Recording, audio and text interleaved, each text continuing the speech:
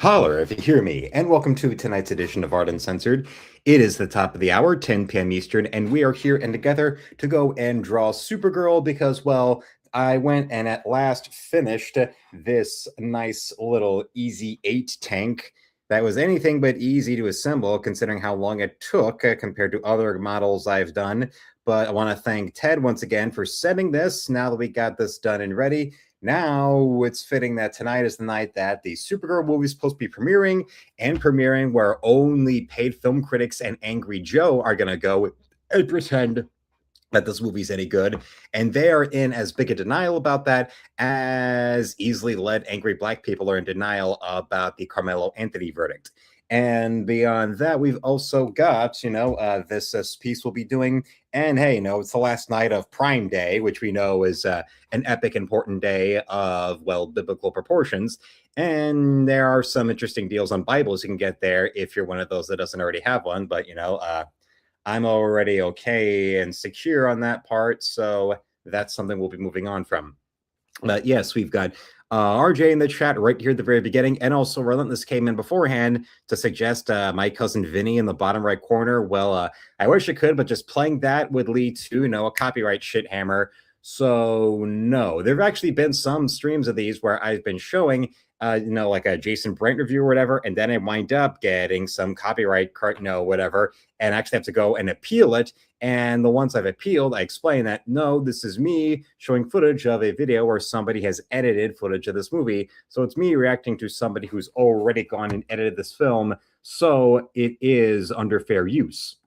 And then from that on appeal, oh, wait, yeah, this does make sense. This is, well, sorry that, yeah, we just automatically go and fuck with your channel on account of you have the wrong opinions, and we want to algorithmically suppress your content on account of you being somebody that shit-talked Hollywood in repeat multiple videos after 2019. So any channel that's popped up after that can only succeed if they are somebody that gets the rub-off from one of those channels that already made it. So that hence why it's people like Valiant Renegade or Smash JT, because they're friends with Geeks and Gamers or Nerdrotic that get any type of real significant growth. And that's something that, I'll stop repeating when it stops being true. So now there's that to go on with, and we've had, the days moved on where there have been clouds and clouds and clouds and clouds, yet little to no rain, and then there's supposed to be a big heat wave. But coming up this Sunday, yesterday, it was in the middle of the day where I went and got a message from the people in charge of the Dawn of the Collectors Comic and Toy Show. They decided that, yes, they said if I would be open and willing for a table. And yes, I'm going to have a table this Sunday at the Bruce Post VFW Hall right there in St. Clair Shores, Michigan. I'm going to have a table right there at the Dawn of the Collectors.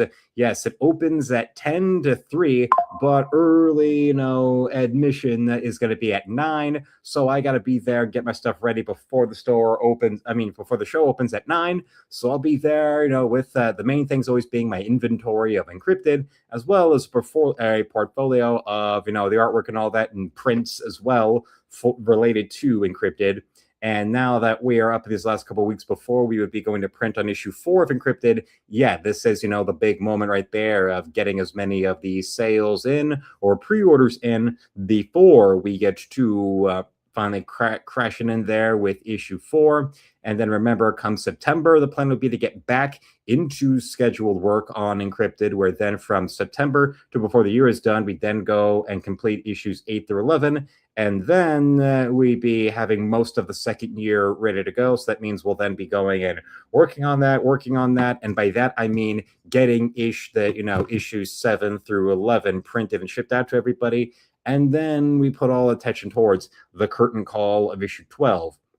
And also right now, I've been in the middle of working on Justice for One, which is the series I'll be doing that I also plan to do for just 12 issues. That will be the follow-up. That will be, instead of, continuing with Encrypted, yes, I have made a, sure plan that, yes, Encrypted will be done with issue 12. Now, after, so far what I've done, yes, get it, do these 12 issues I committed myself to, and then get out of there and then move on to Justice for One and do that story, do those issues, move on there. And then from that time, then have at last the first comic I ever completed, Pain Machines, get that published, and then also go and do slick in a physical form, in a print form, in a physical media print form, get all that up. That's what we're going in there. And for the show here, the early bird access that I said for the Dawn of the Collectors, that's at 9. That's a $10 admission, but regular admittance when it regularly opens at 10 is for $2. So I'll be there. I'll have my table, and I will be up,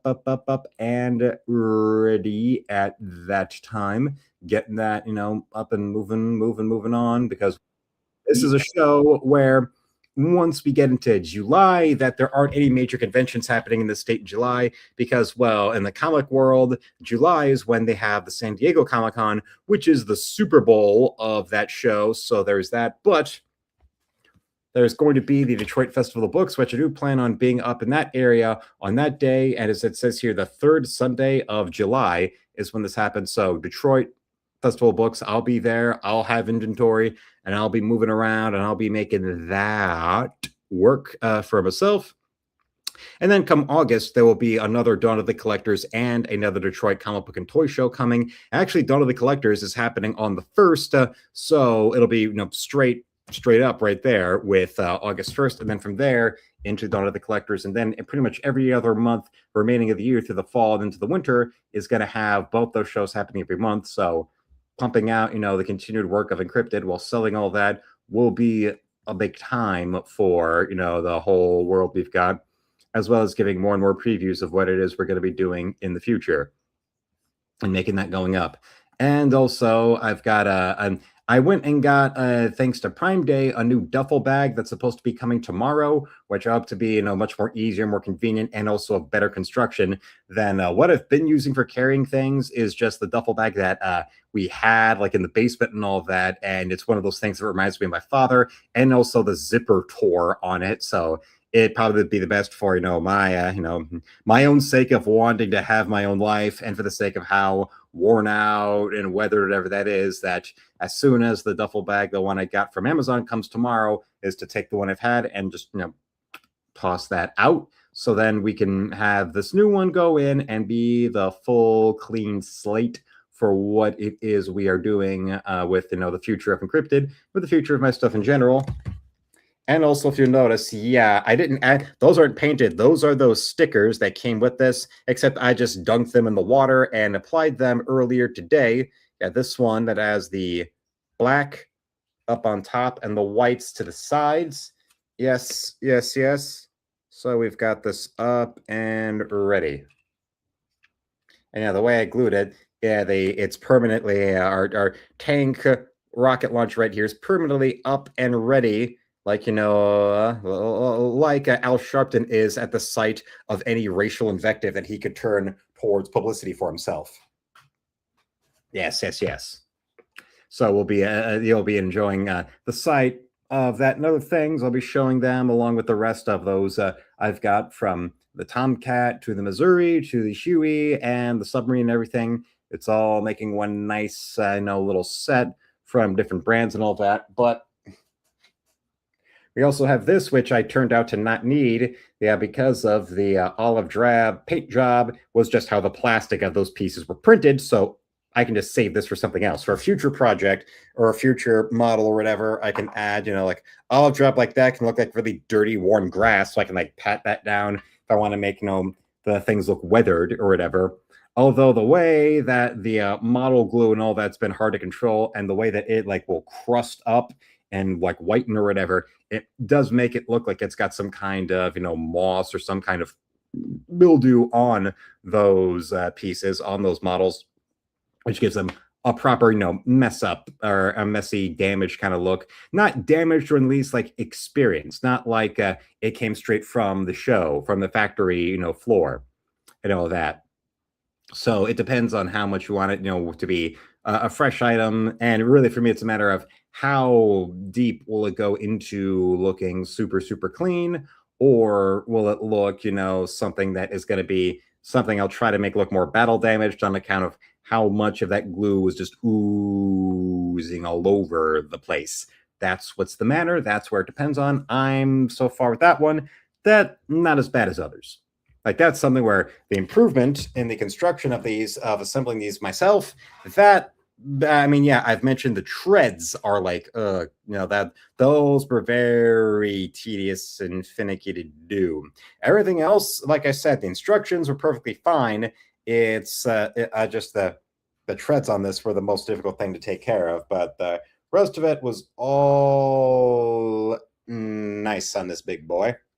We got a big one. Well, compared to the scale of other ones I've done, it's actually feels smaller. But next to something as the USS Missouri, yeah, it's gonna look smaller and it's gonna be tighter, and makes me wonder how many people actually were fitting into one of those. I guess probably maybe like three or something or two. And those little. But then again, that's how tank divisions back then how they worked. I do not exactly know immediately off the top of my head. So that would be something I'd have to go and look into as we are moving on to the day of Murdoch. Yes, Murdoch, I'm coming for you. If you're familiar with Rambo 2 at all, and if not Rambo 2, then maybe you're familiar with our friend Reb Brown and his film that was a blatant Rambo 2 ripoff, which I'm blanking on the name right now, but my introduction to Reb Brown was thanks to Spoonie. So I know it's one of those films of his. Strike Commando, that was the one. Strike Commando, that's the Reb Brown knockoff. That was just flat out just full on Rambo 2, but with some plot changes. Because that's how that film. There's a whole, not just Roger Corman, but there's a whole other cottage industry from European countries, in particular Turkey and Italy, that love to go and do those blatant ripoffs. Like, look at Mad Max, how big that got, and then look at so many of those Mad Max wannabe films were pretty much 80% our friends from Italy, and the other 20%, the low rent Hollywood people, your Roger Corman kind of people. And I mean, if you look back at them, and a lot of them are available on Tubi to watch or Pluto, and they are glorious to look at. Like, having seen the late 90s Phantom of the Opera movie myself, after seeing the, our friend Fraser Fist do his big retrospective on the Phantom of the Opera, seeing that 90s one with Julian Sands and Asia Argento, yeah, that is the type of film where you watch a movie like that if you can't get enough of The Room or Plan 9 from Outer Space. And it goes deeper than just the stupid idea of trying to do a Phantom of the Opera movie where the Phantom is not a disfigured freak. But, I mean, if you want a sample of it, we can show you the Razor Fist Phantom video. Or at least that part with the Phantom right there.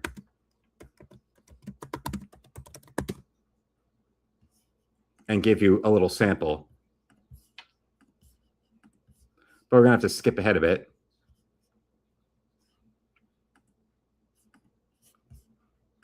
Get the sound up. Skip forward. Oh, here we go.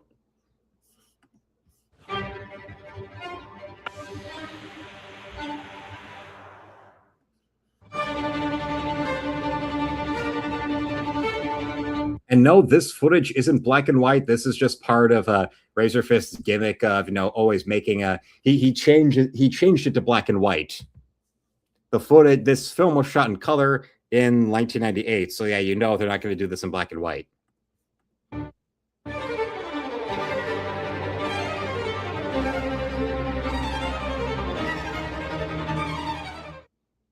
No one watches Dario Argento's Phantom of the Opera to see the Phantom of the Opera. Indeed, I'd argue Argento's late 80s slasher entitled Opera.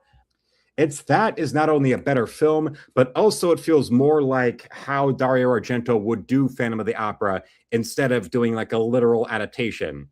And because it's something that you can see is inspired by that, but not directly adapting it, that it becomes, an actual interesting film and work of art on its own. And because of, feminist gooner drunk Lindsay Ellis when did a whole multi-part retrospective on the Phantom in different adaptations, including stuff like the Phantom of the Mall or whatever, or the cartoon one from the 80s, she, of course, bitched and moaned about this one in passing, and of course, most sexist. And then the next one, the direct one that Argento did in '98, because, well, post the Broadway musical, feminist gooners like her, the only Phantom is one that has song numbers that they all can get wet over. So something like this that has, musical numbers or whatever, but also is made that's all focusing on bodice ripper romance, but it's done with, Italians actually liking to see women as opposed to Broadway musical fairy shit. So, of course, women like that are going to hate the late 90s version. And part of why I enjoyed the Argento version so much is knowing how much this would piss off the Broadway millennial and Gen X alcoholic Janine Garofalo crowd. Might actually be a better Phantom film than this. No, numbnuts. You watch the '98 Phantom film if you can't get too enough of Tommy Wiseau's The Room, Manos, The Hands of Fate, Plan 9 for Outer Space. In short, I forgot Manos, but yes, Manos, The Hands of Fate as well. If you nourish an undying desire for magnificent, unremittingly entertaining trash. And on top of that, I'm one of those where when it comes to Dario Argento, who's kept on making movies to the current year, he also really was one of the, if not the most distinguished European horror filmmaker of the 70s and then up into the 80s, with the Murderer's Row of big internationally successful hits he had done, like Suspiria, most famously, which Brendan Tenold uploaded a review of that today, but also Inferno, and then you got Cat o' Nine Tails, and The Bird of the Crystal Plumage, and Phenomena, besides, Opera being the last one he did in the 80s. But then I actually one of those that do also like the other work he did into the 90s. He did half of an anthology film called Two Evil Eyes, where him and the Night of the Living Dead director each directed a short adaptation of an Edgar Allan Poe story. And then the one film that Argento made in America, Trauma, came out, and that one I also liked. And then the Stendhal Syndrome, which Trauma and the Stendhal Syndrome were the first couple of films of his that starred his daughter Asia. And this one from '98 also stars Asia, as well as her starring in, pretty much becoming his lead actress from Trauma onwards, or at least having a prominent role from Trauma onwards. And while there are people who dislike Two Evil Eyes and then Trauma and then the Stendhal Syndrome, I like all those. So I say, that the Stendhal Syndrome was his last good film. And then the succession of failure and him being well past his prime was the '98 Phantom of the Opera. From then on, the best at what you see at best with his films are god awful. Like how there's a sort of spiritual trilogy of films he did. They're all supposed to be about these three witch mothers called the Three Mothers Trilogy, with Suspiria and Inferno being the first two, and the Mother of Tears being the third and final one, which was universally reviled and hated, and the most disappointing conclusion to a series since The Rise of Skywalker. And yeah, that's something I wholly agree with. And then there's, of course, his Dracula 3D film, which is one of those that's begging to be mocked by everyone all over the internet. Dario Argento, much like myself, was enraptured by the '43 Phantom of the Opera as a child, if not exactly scared, and it ignited a lifelong obsession with the horror genre thereafter. Rimasi impressionato da questo film, rimasi tutto colpito. And he can speak English. Like I said, I mentioned Trauma was like the one film he made in America. And when that came out, when that was made, was also when Innocent Blood was made. And both of them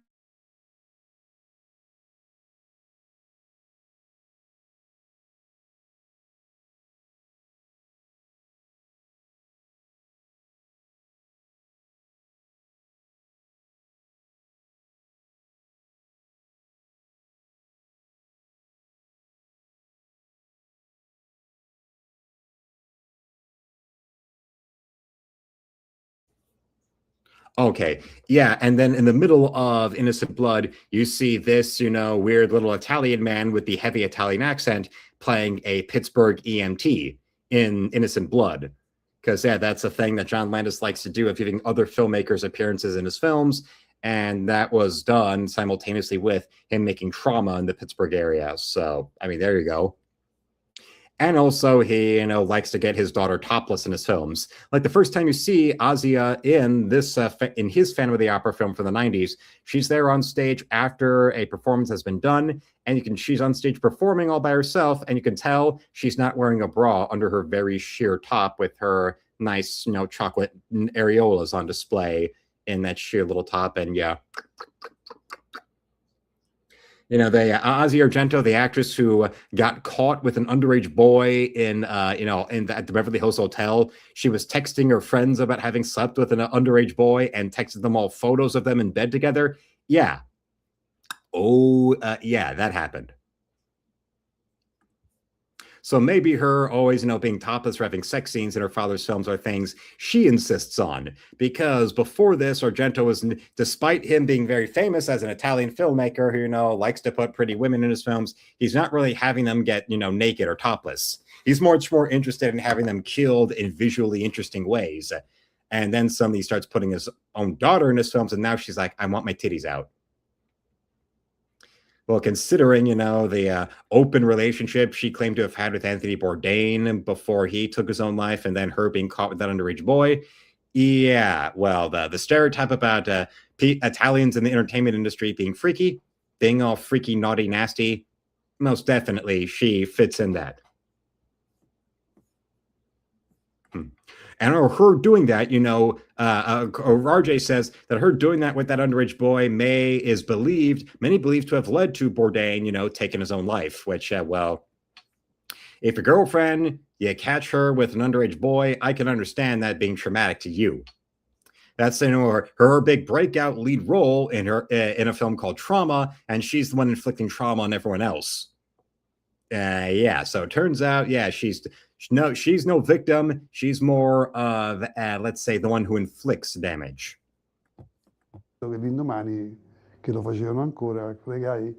And he can speak English, Argento, if you watch his appearance in Innocent Blood, but he's one of those people where his accent is so heavy, it's easier to just have him speak his own language and follow the subtitles or an interpreter, or where you have them speak and then they'll have some interpreter dub over them, than to hear them try to speak English. That's what makes you go, what? Mi di riportarmici e andai a rivederlo, e quindi diciamo che fu il primo film horror che ho visto nella mia vita, e qualcosa mi ha toccato. Which is why it's hilarious that after reading the book and repeatedly rewatching the movies, Argento essentially inverted the entire Phantom myth. It's like he loved it so much he wanted to make it his own, even though he already made it his own with opera, but he just wound up making everything that is the opposite of what the story is known for. Gone is the gothic romance with a side of horror. In its place, a harem of hot topic goth cliches, unerringly bedecked in blood, boobs, bad wigs, and worse acting. Not of the principal players, though. As a virtual camera negative of every prior portrayal of the character, Asia Argento as Christine is intended. Yeah, just look at her. I mean, come on. Those are the eyes of a horny little freaky girl. Much like, other Italiano actress Isabella Rossellini, who was perfectly happy with her role in Blue Velvet of getting slapped around and holding a guy at gunpoint to strip naked for her. And then after they're having wild sex, she's telling him to hit her. Because there are those women who get a jolly out of being hit. Those Italian women that want to see their man be a man. You got to push back a little. You got to get a little rough. Oh, God, hit me. Oh, Jeffrey, hit me. Yeah. Ow. To be a tortured Electra-like head case, and she pulls that off with aplomb, while Julian Sands as the Phantom, who we sadly lost recently in a... Yeah, I remember that. Hearing about he was reported missing, last seen hiking in El Capitan, and then 3 days after he was reported missing, they found him dead. He, had some accident when he was out there hiking, and they eventually found his body. Freak hiking accident is entirely too good for this movie. Indeed... But then again, Julian Sands is one of those actors where if you've seen him and stuff, he is always one of those actors who actually tried. You get those British actors that will be in things that everyone else would consider goofy or stupid or campy or bad, and they're just phoning it in, or their instinct is to be as goofy as the movie is. But Julian Sands, if you put him in something like this, or like in Warlock, he took it seriously and gave it his all.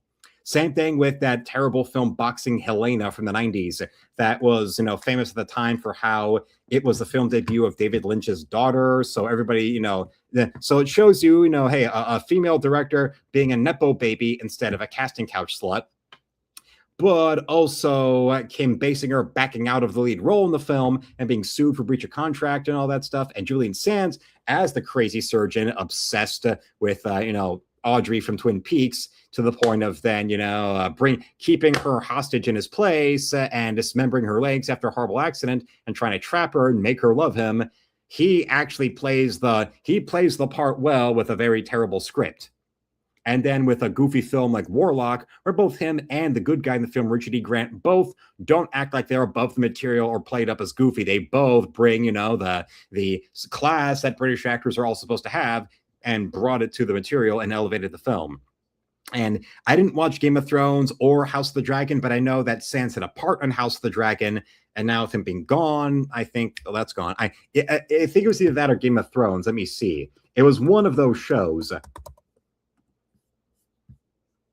Let's see. Filmography, TV. Let's see.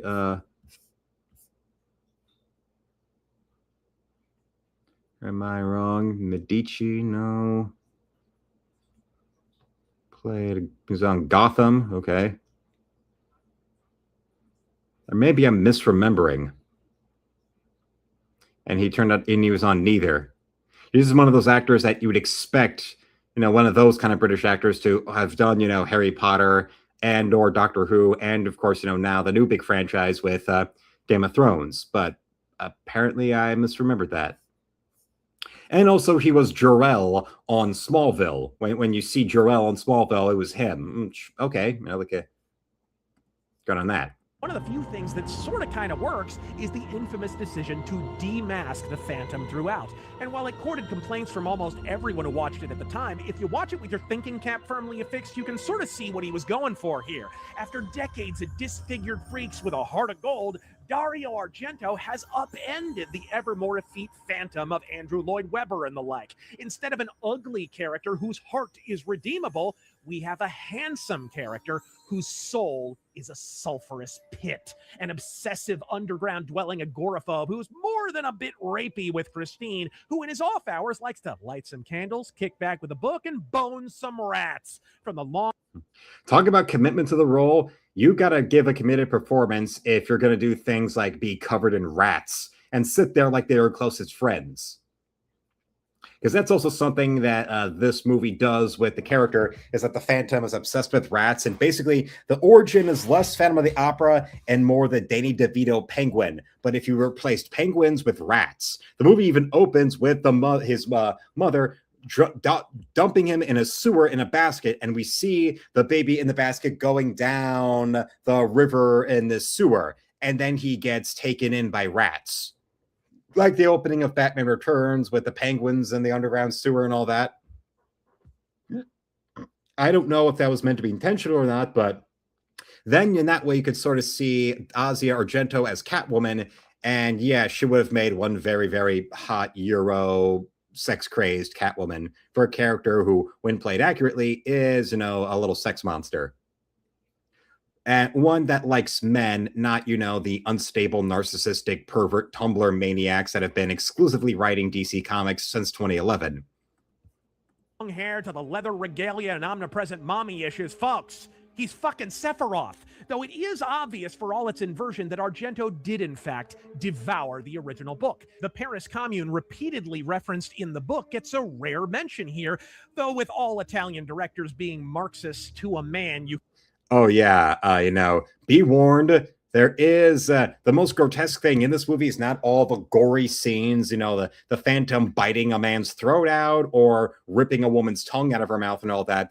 But it's that little commune he's talking about where you see all kinds of full frontal nudity of dudes and a lot of overweight women at said commune. And a few of them are some hot bitches walking around and they're totally naked with their sweet tits and their nice asses and cute little bushes out. Because having them all be shaved like Barbie dolls, for a late 90s movie would be weird. And especially if it was supposed to be, Paris in the 1870s. But the few of them you see like that are drowned out by all the naked dudes and overweight naked women. The women who answer the question, what would it have looked like if you saw Al Bundy's mother-in-law on Married with Children? Can guess in what context, and the film does accomplish the impossible by actually eliciting some sympathy for Raoul, even if he is played by the Italian Adam Driver value model. And also look at this guy and tell me this is not a guy that looks as sleazy or creepy, but just better dressed than the Julian Sands Phantom. This definitely does look like a guy who would be named Raoul, if you know what I mean. The type of Raoul that's like Jennifer Jason Leigh's husband in Easy Money, if you ever saw that, where they get married and then she's all nervous about the wedding night, and there her man brings in to show her what they will do with the joy or sexo, with his that same greasy hair, the same greasy facial hair, and when he sees Dangerfield at the reception, he says, "Can I call you Dad?" That's what this guy looks like. He doesn't look like Raoul of Phantom of the Opera. He looks like I think Julio was that character's name in Easy Money. Have you ever seen that? That's definitely Rodney Dangerfield's most underrated film. Yes, it is certainly creepy. Showing that, a guy who was a master of putting the gore in gorgeous like Dario Argento I think maybe it was like a personal challenge to do a Phantom movie where it wouldn't be relying on disfigured monsters in any form or another. And considering, if you saw the ending of Suspiria, that having big freaky ass, creatures or big mutant freaky monster people is something he would go and do. He's not above that, but no, in this case, he thought, well, I want to stand out in some way, but instead he wound up standing out in the worst way. And yes, this film, I would say, was the beginning of the end. It was Argento's first really terrible film, and it only got worse from there, like with M. Night Shyamalan with The Village, where it only got worse from there, except even Shyamalan has been able to make a comeback as a filmmaker in a way that Argento really hasn't. And it's all slathered in a superb soundtrack by the one, the only, Ennio Morricone. Yes, with Argento's films best being known for having a progressive rock band doing the music most of the time. And then, of course, into the 80s, when his celebrity as a filmmaker had grown substantially enough, then he was able to get big bands that were fans of his work, like Motorhead and Iron Maiden, to contribute to soundtracks. Like, if you watch Phenomena, the Argento film that also is the first lead role of Jennifer Connelly's career, you repeatedly hear Motorhead and Iron Maiden throughout the film.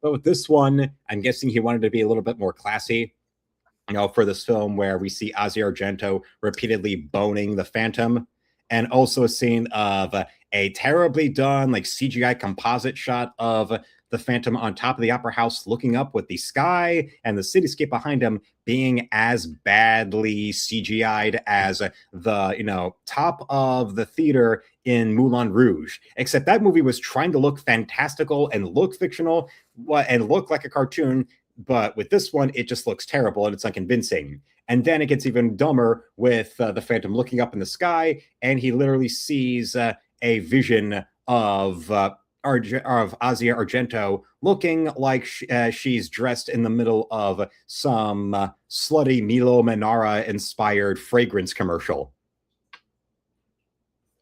And yes, he did always deliver, but showing you how the Academy is the Academy Awards are a bunch of bullshit. The man didn't win an Oscar until his 90s for an overrated Tarantino film. I know you're going to ask which one, The Hateful Eight.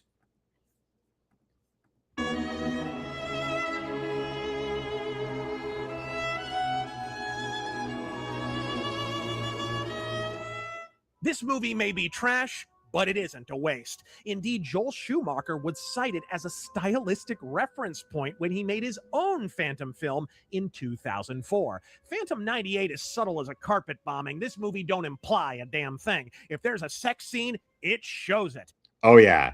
This one guy works in the theater, and his girlfriend, he tells her about having seen the Phantom, and he has a mountain of gold as they're sitting there in his bunk drinking. And then, she immediately unfastens her top, and out come her sweet B cups. Because, well, remember, all Italian people like to do most of the time is hump or punch each other. Their fascination with the arts and also with Catholicism, well, is really their attempts to give themselves something to do so that their genitals can actually be able, their fists and their genitals can be able to get some breaks. Just have to get a break, a little, something. We can't just fucking fight each other all the time. Well, then let's go to church. Let's take up the violin. If there's a murder, you'll see every tendon torn from the bone. This movie is basically what happens when Dario Argento watches the '89 movie with Robert Englund and says, nah, too classy. It's an awful Phantom film, but you'd be hard-pressed to find a better bad film. I would agree to that. At least that one is entertainingly bad, and a lot of the Argento getting worse and worse as a filmmaker since then have been entertainingly bad in some way or another. So there is that to look at. But he still had a lot more creative talent, to him than you've ever seen from the likes of Guillermo del Toro or Rian Johnson. In case you wonder why modern Hollywood wants to treat them as brilliant artists when they're brilliant artists working with finger paint or crayons. But now let's move on to the talent portion right here.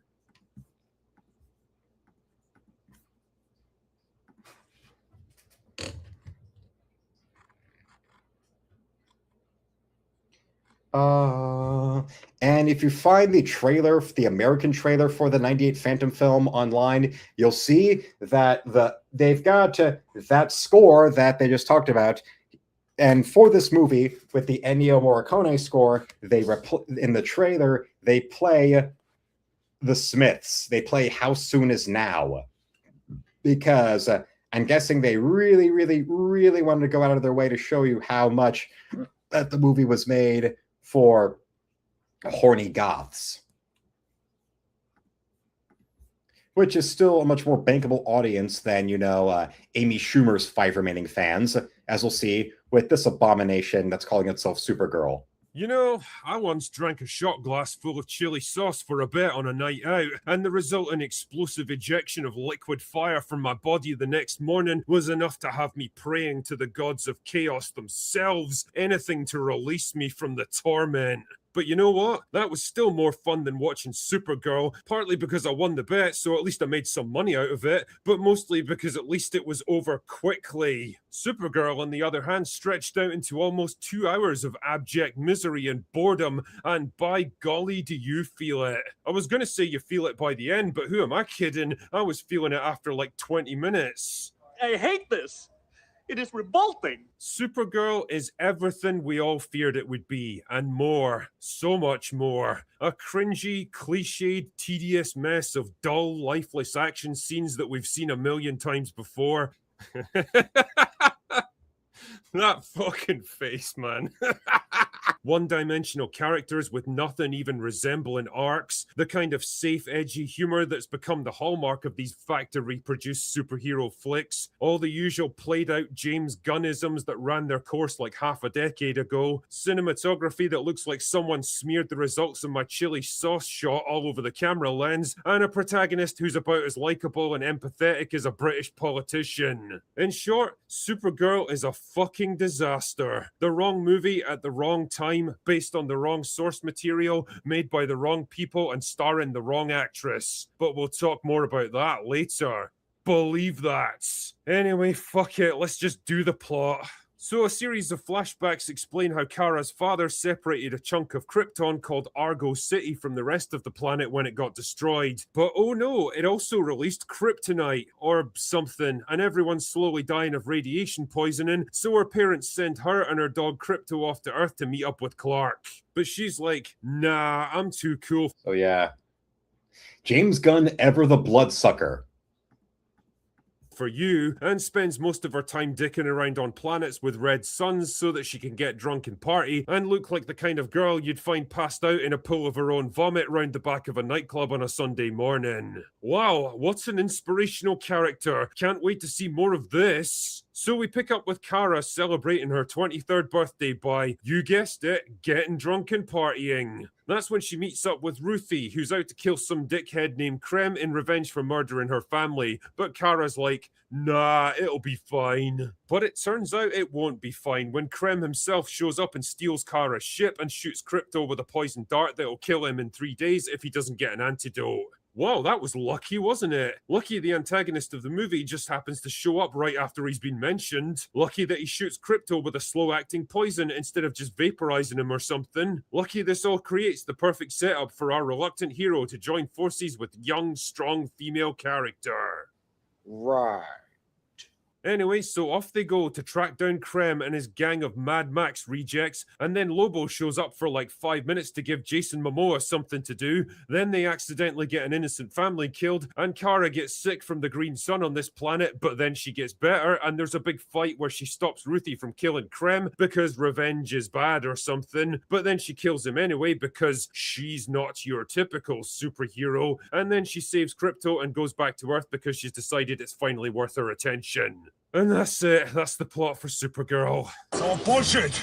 All of it. Now, I'd be lying if I said I went into this movie expecting great things from it, but I've got to admit, I was surprised. And the thing that surprised me most was how fucking shit the writing was. I mean, the dialogue is exactly what you'd expect from something like this. The usual mix of trite one-liners, desperate attempts at edginess, the kind of cringe meta-humor that can only come from millennial Hollywood writers, and of course, those wacky Marvel quips. That's all par for the course in 2026, but it's the story that really lets this movie down. The plot is nothing but a series of and-then coincidences, all strung together with the most flimsy justifications. The characters themselves are just along for the ride. Major events take place and people show up for no other reason than to make the rest of the plot happen. Kara gets sick and weak when she's exposed to a green sun in the second act low point, but then she just gets better when a yellow sun helpfully comes out. There's no particular trial she has to go through, no lessons learned, no difficult choices to make. The plot says that it's time for the big final battle, so it happens. Lobo shows up out of nowhere for like 5 minutes because he looks cool and the script needed some fan service and everyone likes Jason Momoa. And he does exactly what he always does, plays Jason Momoa. Honestly though, you could cut him right out of this movie and everything would play out exactly the same. In fact, I'm pretty convinced that the bulk of his scenes were added in post-production. Krem is just a generic bad guy who does bad stuff because, fuck it, who even cares? He's just there to give the rest of the characters something to do. There's no real substance to him,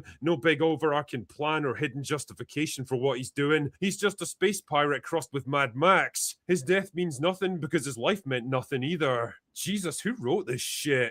Oh yeah, Anna Nogueira, a former TV actress whose writing credits amount to fuck all. I mean, literally, the only thing I could find about her was We Win, a micro-budget short film from 8 years ago about a couple's relationship that unravels during a game of Mafia. Son of a bitch! Oh yeah, that totally justifies putting her in charge of a $200 million superhero blockbuster. You're seriously telling me you couldn't find anyone better qualified for this job than a failed actress who aged out of the industry with precisely one screenwriting credit to her name? Fuck off, James Gunn. Honestly, I'm surprised you didn't cast your own wife in this just so you could watch her get railed by Lobo. Then there's Kara herself, who's apparently based on the not particularly popular Tom King run of comic books, which helpfully ignore half a century of character development to paint Kara as a cringy punk rock anti-hero. I hate this. I mean, I can't say I'm surprised, to be honest. That little cameo she got at the end of Superman already told us what kind of an annoying arsehole she was gonna be. Thanks for watching him, bitch! I hate so much about the things that you choose to be Not since the Marvels have I liked a main character less than this one. There's this weird feeling of mild desperation throughout the whole movie, where they're trying so hard not to make her a Mary Sue that she just comes across as an annoying bitch who doesn't care about anything or anyone but herself. You know, the kind of girl who flips the bird with a mildly pissed off expression in every single picture she ever takes because she really needs you to know how much cooler she is than you? Well, that's basically Kara in this movie. It's horseshoe theory projected onto characterization, where going far enough away from something ends up looping you right back to where you started. An insufferable arsehole. They're trying so hard to paint her as this jaded, cynical, world-weary pragmatist who's tried and failed to be a hero and just wants to be left alone now, but it doesn't fucking work because she's like 20. Yes. Your film is written by a hack based on a story by a Fed. It's like they saw the Marvels and said, I can make worse. And they did. This is the kind of sack of shit that, like the He-Man movie that just came out recently, is the thing that's going to wind up making you go as an audience and look back at the failed 80s attempt at doing this as a movie and look at that more positively by comparison. This is going to bring so much more attention to the Helen Slater Supergirl, and it's going to make it look so much better by comparison. Trust me. 3 years old.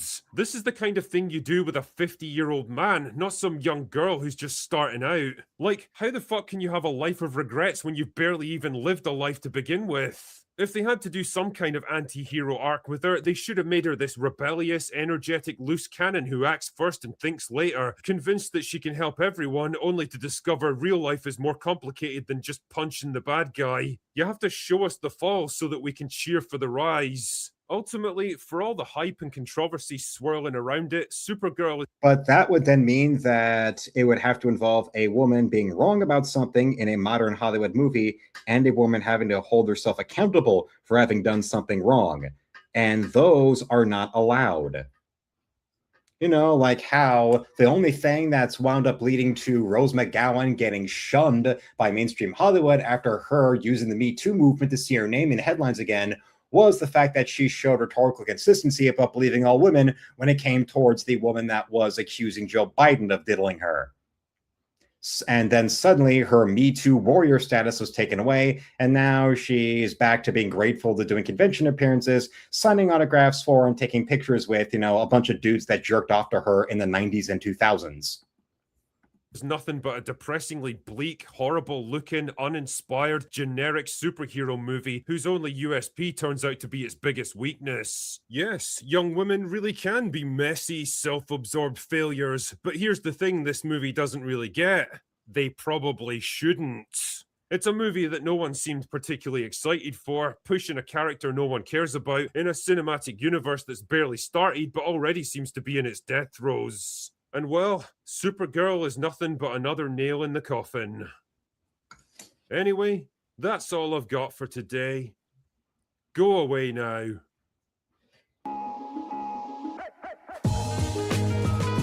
It's like they saw the Supergirl TV show that was part of the whole Arrowverse and how it became insufferable once it started making everything into a rant about how much the writers hated Trump and thought we could do worse. Truly terrible, truly terrible. As repulsive to look at as the foreskin on the novelty Supergirl popcorn bucket.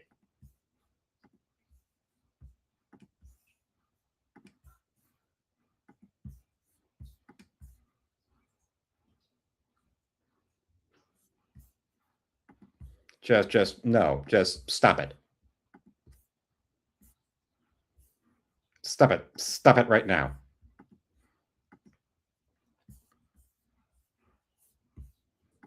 Let's look at this instead. To do a bunch of different types of videos. Ones where I talk about things that I find interesting, but they don't really fit into the Mad Lads theme. These could be interesting events, facts, concepts, a bunch of different things.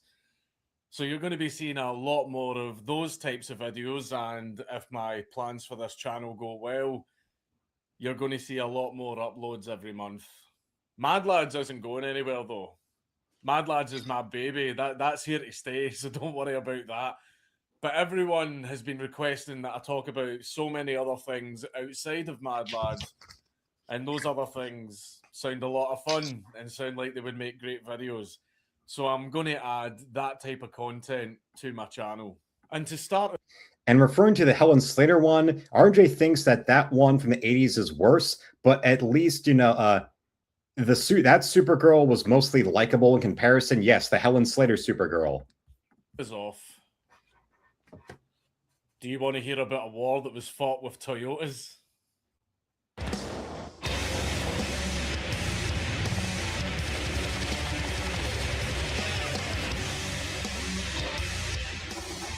The type of safe, edgy, attention-hungry shitheads like, Mr. James Gunn or Millie Alcock, who will scream and screech like that about how cool they are, but then show them Count Dankula, and they'll be demanding that he get his nuts cut off and fed to a dog.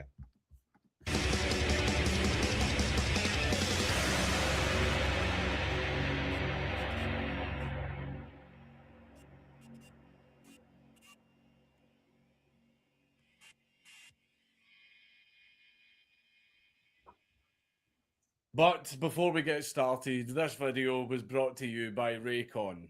Raycon are shaking up the music industry by offering premium quality wireless audio for half the price, and are endorsed by celebrities like Mike Tyson, Rich the Kid, and work done. Colonel Gaddafi had always aimed to expand his territory into the weaker nations of Northern Africa. One area that he had his eye on was a piece of land called the Ayuzu Strip, which was located in the desert borderlands between Chad and Libya. He claimed this land by arguing that it historically belonged to Libya, particularly during the Italian colonial period.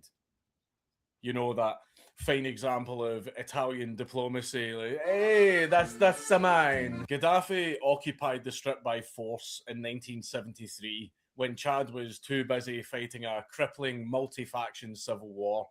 To secure their position in the area, the Libyans would embark on multiple military interventions and finance anti-government rebel groups operating in northern Chad to make sure that the Chadian government was nice and distracted with other things. Gaddafi's ultimate aims were to divide Chad in two and install a pro-Libyan regime in the Northern Territory, known broadly as the Tibesti region. This would mean that Libya's seizure of the Strip would be uncontested, and that a sympathetic North Chad regime would allow him access to the supposed uranium deposits located around the Tibesti Desert. And of course, Mad Dog Gaddafi having access to uranium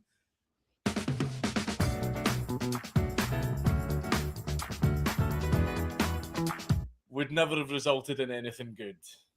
By the turn of 1986, it seemed that the scales were tipping in Gaddafi's favour. The 8,000-strong Libyan force in northern Chad were armed with conventional equipment and small arms imported from the Soviet Union. They also had access to armoured combat vehicles such as the BMP-1 APC, the T-55 tank, and the MiG-23 jet fighter, as well as various artillery support and combat helicopters. When compared to Western forces at the time, these armaments were very obsolete. But compared to their weaker North African neighbours, this made the Libyan army one of the most powerful forces in the entire region. They also supported a rebel group in northern Chad called the People's Armed Forces. However, when abbreviated from the original French name, it is more commonly referred to as FAP. This regiment was essentially called the Wankers.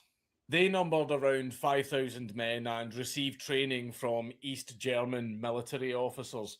They would also benefit from on-ground support provided by Libya, and they also obtained arms from the Soviet Union. In stark contrast, the official military forces in southern Chad also numbered at only 5,000 men, and this area wasn't defended by a traditional army, but rather by a centralized militia group known as the Chadian National Armed Forces. And these forces were personally commanded by Chad's president himself, Hissène Habré, who had actually become very effective as a field general. However, despite receiving political support from the USA and air support from the French, they had no tanks, no armoured personnel vehicles, and no mobile artillery. But what they did have was far more powerful than any of that junk. What they had was the Toyota Hilux. The Hilux was the end product of a partnership between the Japanese car manufacturers Toyota and Hino Motors. Both decided to work together as they wanted a greater share in the American pickup truck market. Toyota inherited Hino's Brisker truck in 1967 and used this as the basis of creating the very first Hilux in 1968. By 1978, the Hilux had been fitted with luxurious seating, wide storage space, a huge engine, and, most importantly of all, stronger and more durable components. Now, me just saying that the Hilux is very strong doesn't really mean anything, especially in a world where a lot of cars just fall apart if you sneeze on them too hard. But the Hilux has been considered as so strong that many car enthusiasts basically call it the Nokia of trucks. Around 2010, Jeremy Clarkson from the BBC show Top Gear attempted to destroy a Hilux by launching it into the sea, smacking it around with a wrecking ball, and then finally setting the thing on fire. Amazingly, despite coming out looking like this, the Hilux was still able to start and drive around like nothing had happened. Later in 1986, the rebels from FAP ended up defecting to President Habre after numerous defeats and tensions between them and Gaddafi. Habre welcomed the wankers with open arms, which brought his fighting force up to 10,000 experienced men who now benefited from a unified and motivated command structure. This meant that the two main Libyan army units who were positioned within separate parts of Tibesti were now completely stranded. And what made things worse was they had no unified command structure or grand strategy. And now that FAP had switched sides, they had also lost their vital reconnaissance forces and military intelligence for the areas that they were trying to hold. But despite these massive disadvantages, Gaddafi wanted to retain control over the region and so decided to keep his forces in the area as they were. He believed that even if they had support from the French Air Force, the United Chadian Army would be easily swatted away by his superior weaponry. However, Gaddafi was heavily underestimating the skill and resolve of Chad's commanders, who were now preparing for a lightning counteroffensive to take their country back. Knowing that the French Air Force would provide them with effective cover. Under a moon so bright, King Bear soaked in his kingdom and wished it all good. From aerial attacks, the Chads fitted their new Toyotas with heavy machine guns, artillery, and anti-aircraft guns. With their preparations complete, the Chads would launch their new campaign on the 2nd of January, 1987, formally beginning the Toyota War.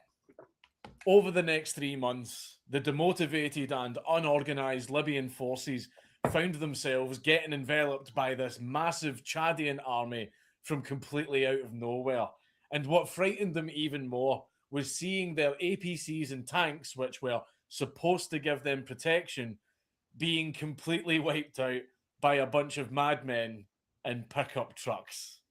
And to top it all off, hardly any of their armoured vehicles were able to land a single hit on the attacking trucks themselves, because trucks are a lot more mobile than tanks and can move pretty quickly, making them a lot harder to hit. So by the end of March, Chad's troops had forced a complete rout of the Libyan forces from the Tibesti region. In fact, the Libyans were so desperate to escape that they left behind entire tank divisions, and the Chadians just sort of went, thanks for the free tanks. This leads to a glaring question. How the hell did they manage that? Well, there's many combined factors which gave Chad's army a massive advantage over the Libyans on the battlefield. Chad's commanders made effective use of diversionary tactics in many of the battles for northern Chad. Typically, they would amass a large force in one area to make the Libyans focus their complete attention in that direction. Then, when the time was right, a massive flanking force would quickly swing behind the Libyans, using the Toyotas as lightning-fast troop carriers. These troops, taking advantage of their surprise attack and the mounted machine guns on their trucks, would then completely wipe out the Libyan garrison. Because the trucks were so sturdy and so durable, they were able to carry large numbers of men without slowing down, with the desert sands and extreme heat having no negative impact on the engine's performance. But you will probably still be wondering how the Toyotas were able to destroy Libya's heavily armoured vehicles. I mean, fair enough, transporting troops and carrying mounted machine guns can easily wipe out some infantry. But how could a truck that most people use to go to the shops manage to face off against an entire tank division? Well, thanks to the air support provided by France, Libyan planes were unable to conduct bombing runs against Chad's lightly armoured trucks. This meant that they could focus their complete attention on Libya's infantry, helicopters, and tanks. Again, because the Toyotas were so durable, the massive recoil from the anti-air guns and artillery mounted on them didn't rip the trucks apart or affect their mobility in any serious way. So when an attack helicopter ever approached, the Chad AA guns were able to shower them in a hail of bullets whilst weaving the trucks back and forth to successfully avoid the returning fire. Unfortunately, there is no footage of this combat, but if there was, it would be getting dubbed over with gas, gas, gas. And because the Libyan tanks had very low maneuverability and were very slow at taking aim, Chad's Toyotas were able to keep darting to different positions around the tank and repeatedly shell them with their anti-tank guns. The tanks didn't have a hope in hell of landing a hit. Another advantage which took both sides completely by surprise was the fact that the Toyotas were completely impervious to Libyan landmines. Because the trucks were so fast and light compared to traditional army vehicles, the trigger systems of the mines simply didn't activate. So Chad's troops just drove straight through the minefields and straight through the Libyan defences to the absolute horror of the occupying garrisons. The Toyotas were also a much more sustainable alternative to conventional military vehicles, as they were quicker to deploy, cheaper to refuel, and easier to replace. This meant that the Chadian army would never have to worry about a shortage of fire support whenever they conducted a major battle against the Libyans. Also, to repair them, you didn't need a highly trained military engineer. You could just take the thing down to quick fit. So with this massive victory under their belt, Chad's commanders wanted to go all in and completely retake the Ayuzu Strip, the last remaining piece of occupied Chad. They began this operation in late July, and only after a few weeks of fighting, they had managed to completely retake the strip.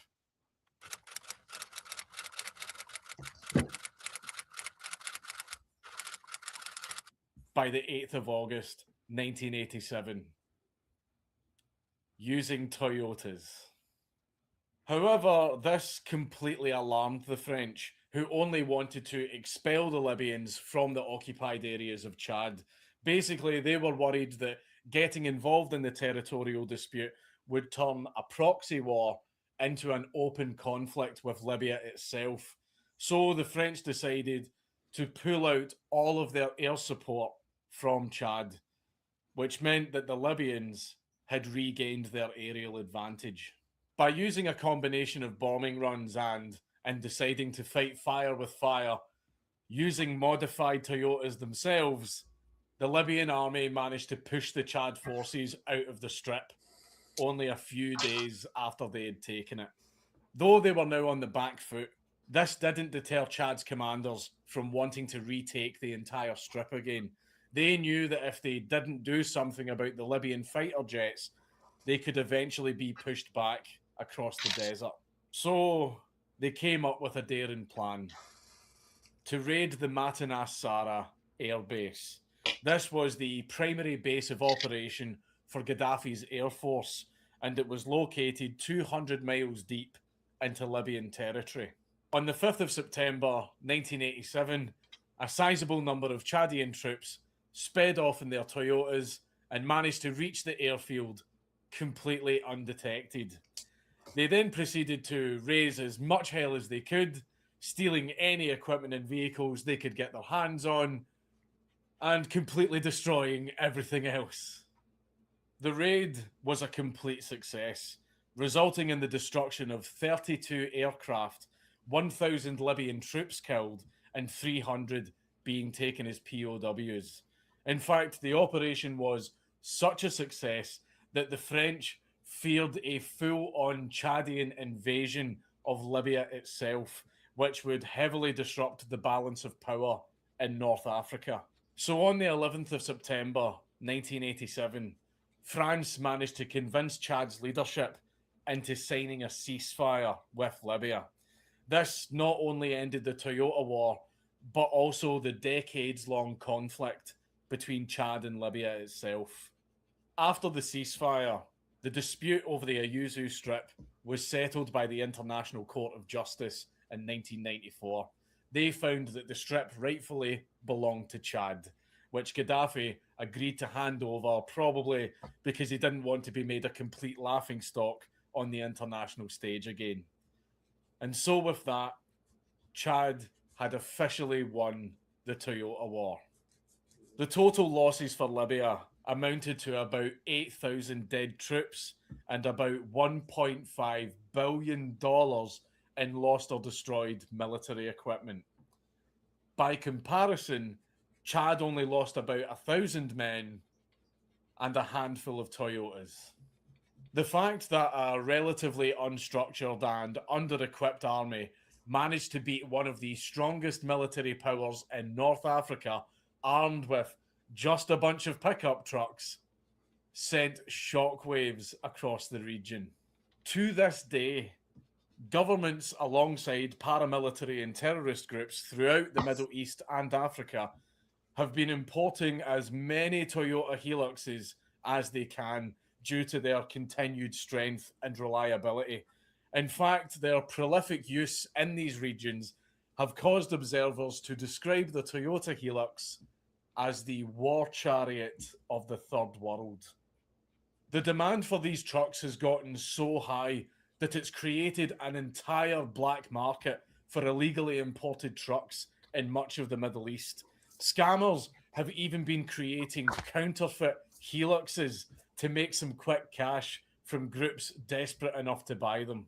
There are even companies who custom make heavily armoured vehicles which look exactly like a Hilux.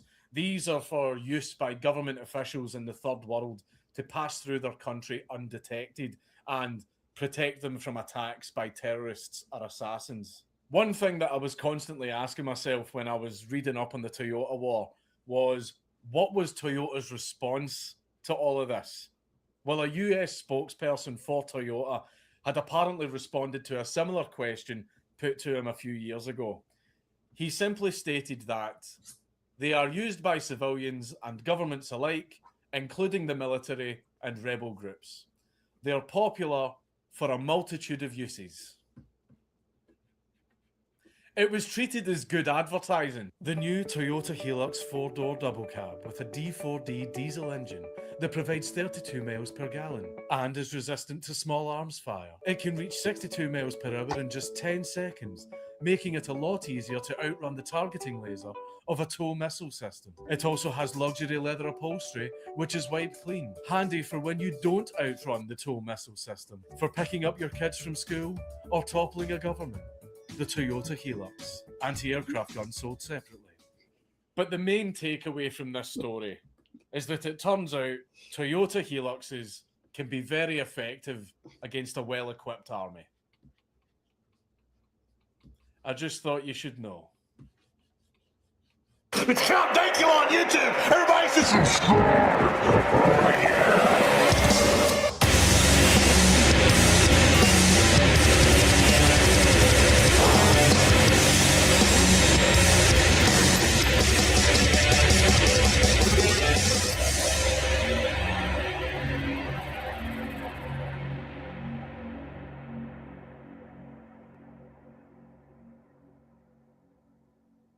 This.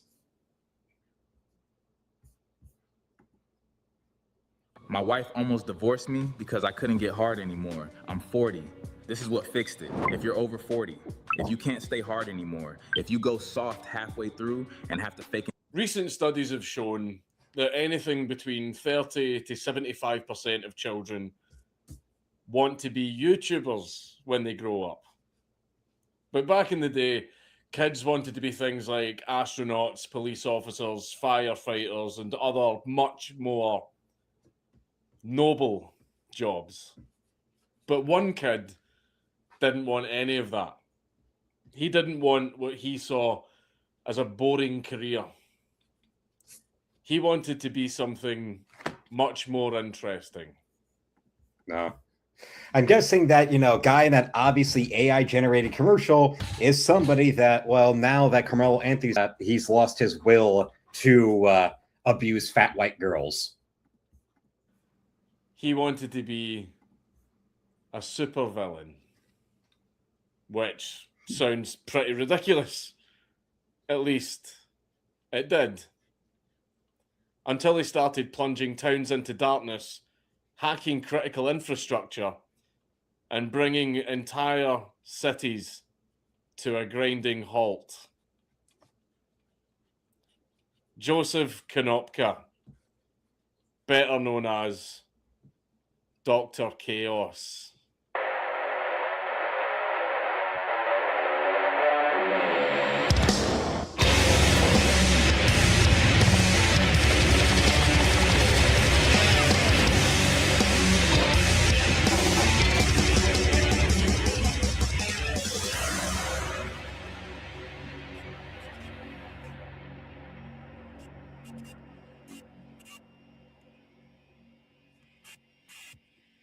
But before we get into the Mad Lad, a big thank you to Private Internet Access for sponsoring this video.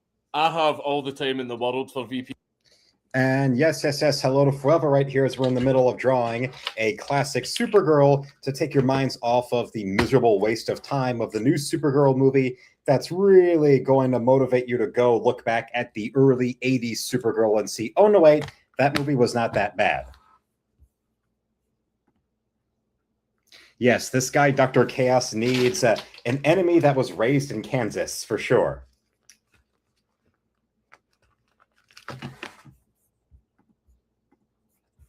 Born on the 24th of June in 1976, and he lived in the small town of De Pere, Wisconsin. He mainly grew up on a small family farm just outside of the town, living with his grandparents as his parents were absent for most of his life. When he was growing up, he was said to have been very shy, making it very hard for him to make friends. He'd very rarely show any emotions with anyone except for his grandfather, who Konopka was extremely close to, as he frequently took him on long drives around Wisconsin, and he also let him drive the family tractor around. Despite his lack of social skills, Konopka took very well to his studies, particularly when it came to computing. In fact, he was said to be so skilled with computers that teachers and staff in his middle school would actually approach him for technical help. Later on, however, it was becoming clear that Konopka was getting completely fed up with life at school, either due to his unsociable nature or because he found that the lessons simply didn't challenge him enough. In either case, he decided to drop out before graduating high school and would spend the rest of his time playing video games, watching TV, and working on various projects on his computer. Knowing that he was extremely skilled with computers, Konopka's grandparents eventually convinced him to take up a systems administrator job in the Green Bay area of Wisconsin. He apparently really enjoyed his work, and his former bosses even remarked that he never missed a single day of work, and he was a model employee. Now, that is usually where the story would end. A socially awkward but talented kid who finally discovered what he enjoyed doing and built his future from there. A happily ever after. However, this is a Mad Lad video. If you've ever been around kids, you'll probably notice that they act up a lot when they get bored. Running about, screaming, just generally being a pain in the arse. But Joseph Konopka wasn't an ordinary kid. And Joseph Konopka found himself getting very bored very regularly. So instead of just getting a bit huffy or finding a hobby to preoccupy him, Konopka vented his frustrations by destroying post boxes and lampposts, deliberately crashing his car into private garages, and attempting to break into and steal people's cars. That's quite an extreme way to fight off boredom, but it seemed that Konopka wasn't just trying to fight off boredom. He was looking for excitement, a thrill, that adrenaline rush that some people can become addicted to. And Konopka would end up looking for things that gave him this thrill. So Konopka ended up also getting involved in illegal computer hacking. And he was even suspected to have been a member of the notorious hacker group 2600, who Konopka would meet up with in Chicago so that they could all exchange tips and also plan illegal activities. All of this. I'm launching my website, but I need the right name. You can purchase what's available on Wix. Culminated into the local police issuing a warrant for Konopka's arrest, and Konopka being arrested and sentenced to 10 months in jail for his acts of vandalism. For most young people, that would have probably been a massive reality check and scared them straight out of doing anything like that again. But again, Konopka wasn't like most young people. Far from scaring him, this experience actually made Konopka want to do even more dangerous things.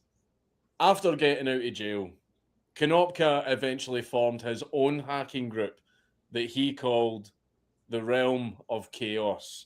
And he recruited his mostly teenage members into the group through a forum that was called Teens for Satan. And it would be on this particular website that Konopka would go by the username Dr. Chaos. He would frequently invite his members over to his place of work, sometimes just to chill out and play video games, but he also mentored them into becoming elite computer hackers themselves. Dr. Chaos was apparently such an effective mentor that one of his own group was actually later arrested for successfully hacking into the computer system of the US Department of Defense. Dr. Chaos also got his members involved in his spontaneous acts of vandalism and hacking in the local area by getting them to join him in committing break-ins and causing damage to public property. Now, these acts weren't just carried out willy-nilly. They were carefully planned and coordinated. The Realm of Chaos wasn't just a bored group of teenagers. They conducted themselves like a domestic terrorist cell. One of Dr. Chaos's favourite pastimes would be to go up to electrical substations or pylons and simply flip the switches about. This would cause the pylons themselves to create a bit of a light show in the dark sky, and it would also cause the entire town's lights to flicker on and off. This power surge that he caused would continue for quite a while after he flicked the switches around. So Dr. Chaos would then camp out on the nearby hill. Yes, thank God you didn't see that piece of shit. Instead, you're seeing this getting drawn. So, you're working well. To watch the light show he had created and also watch all of the panic going on in the town. So he's just driving along and sees this, targets it for some reason, huh? That's all I can imagine. I can't imagine any other reason why. Pete Hack with Algoma Utilities remembers the first time Konopka and his gang attacked an electrical substation in this town on the shores of Lake Michigan. This is incredibly dangerous. I wouldn't try it myself, I guarantee you that. Why you would monkey with a switch of 69,000 volts, but he did. So just to sort of put this into perspective, Dr. Chaos was deliberately meddling around with pylons. So if he screwed up, he would have got 69,000 volts right through his body and been turned into an extra crispy family bucket.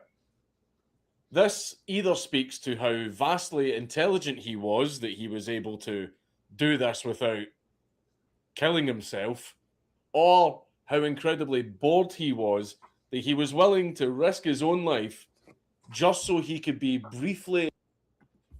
Why is James Gunn such a beta that would let you know some dude bang his wife? Because he is the type of miserable, boorish attention whore that is absolutely positively defined entirely by what he is nothing internal. Everything about him is external.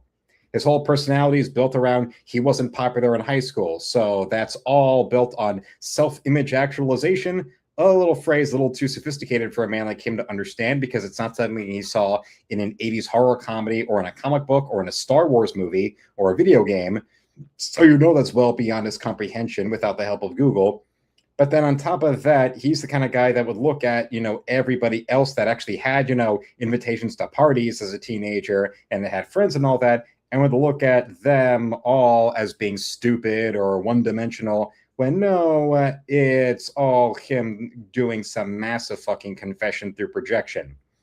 Everything about him is about whatever it is that's the most popular at the time that he will follow and hope that he can go and actually get some attention. What is the cool thing? What is the edgy thing? That's what I want in order to finally pay it to people to pay attention to me instead of paying attention to the football team.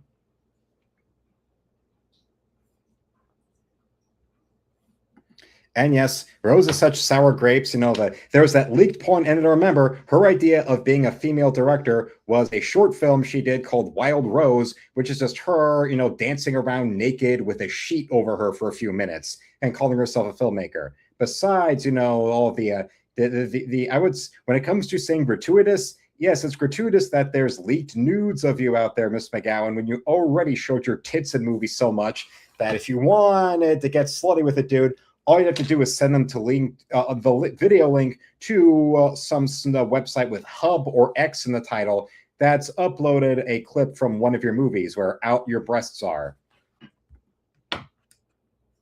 Nice. Gunn seems to enjoy nothing but shock humor. Well, considering that this trend-following hipster doofus got his start as a screenwriter for Lloyd Kaufman, yeah, obvious shock humor most definitely is up there. Like, when I think I showed you that Jason Brandt review of The Toxic Avenger where he said how he doesn't understand, he does not get or find the Lloyd Kaufman style humor funny. And although he does preface it with saying, now, I respect Lloyd Kaufman for being able to successfully have a career for decades of making, indie films with like little to no money, but I just do not get his films or the audience for his films or the humor in them and all that. Which is still something that, okay, credit where it is due to Lloyd Kaufman, unlike James Gunn, where James Gunn is the type of douchebag who reeks of the guy who would dump his girl the second that a girl hotter and more popular than her shows any sort of interest in him. So that's what James Gunn did. The second that Hollywood people came calling, he stopped working for Lloyd Kaufman, and then there he goes and is going to be writing the Scooby-Doo movies starring Matthew Lillard. Yeah. He's just an opportunistic little shit weasel because he gave Lloyd Kaufman some cameos in some of the films he's directed since becoming a big Hollywood sellout. That somehow means he's loyal to his friends. Oh, bullshit. If he were loyal to his friends, and he really wanted to help his friends out, then considering a guy like him is the first motherfucker on Earth to scream at Elon Musk about why isn't he using his millions and billions and trillions to single-handedly cure all of the societal problems that textbook liberal narcissists like James Gunn always talk a good game about, but never do anything to stop themselves. If you were somebody that cared so much about wanting to, give back to those that helped you give your start, well, then why don't you give Lloyd Kaufman something a little bit more important and lucrative than just a cameo in one of your movies? Like, how about you open up that checkbook of yours from all your Warner Brothers and Marvel money and say you go and privately fund some project that Lloyd Kaufman has to give him a film with production resources that the man has never had before in his entire damn life. But then again, that's the type of, actually where it counts giving back to the people who helped you out that a shithead like him would absolutely positively never, ever, ever, ever want to go and do. Because remember, when you're an habitual, attention-hungry trend follower, you don't ever put the time towards thinking of others in that way. You only think of others as how they will reflect towards you. And that's not my opinion. I know I'm right. Entertained by a random act of vandalism. Another of Dr. Chaos's favourite activities would be to mess with radio broadcasts. Typically, he would just tamper with the physical components of radio towers, or he would just set the radio tower on fire. The direct approach. But one time, he actually managed to remotely hack into a local radio station, and he could force the radio station to play any recording that he chose. Now, we don't have any recordings of what Dr. Chaos played, but it was apparently so bad that the radio station went into shutdown, and the only thing you could hear on the channel was the emergency broadcast signal.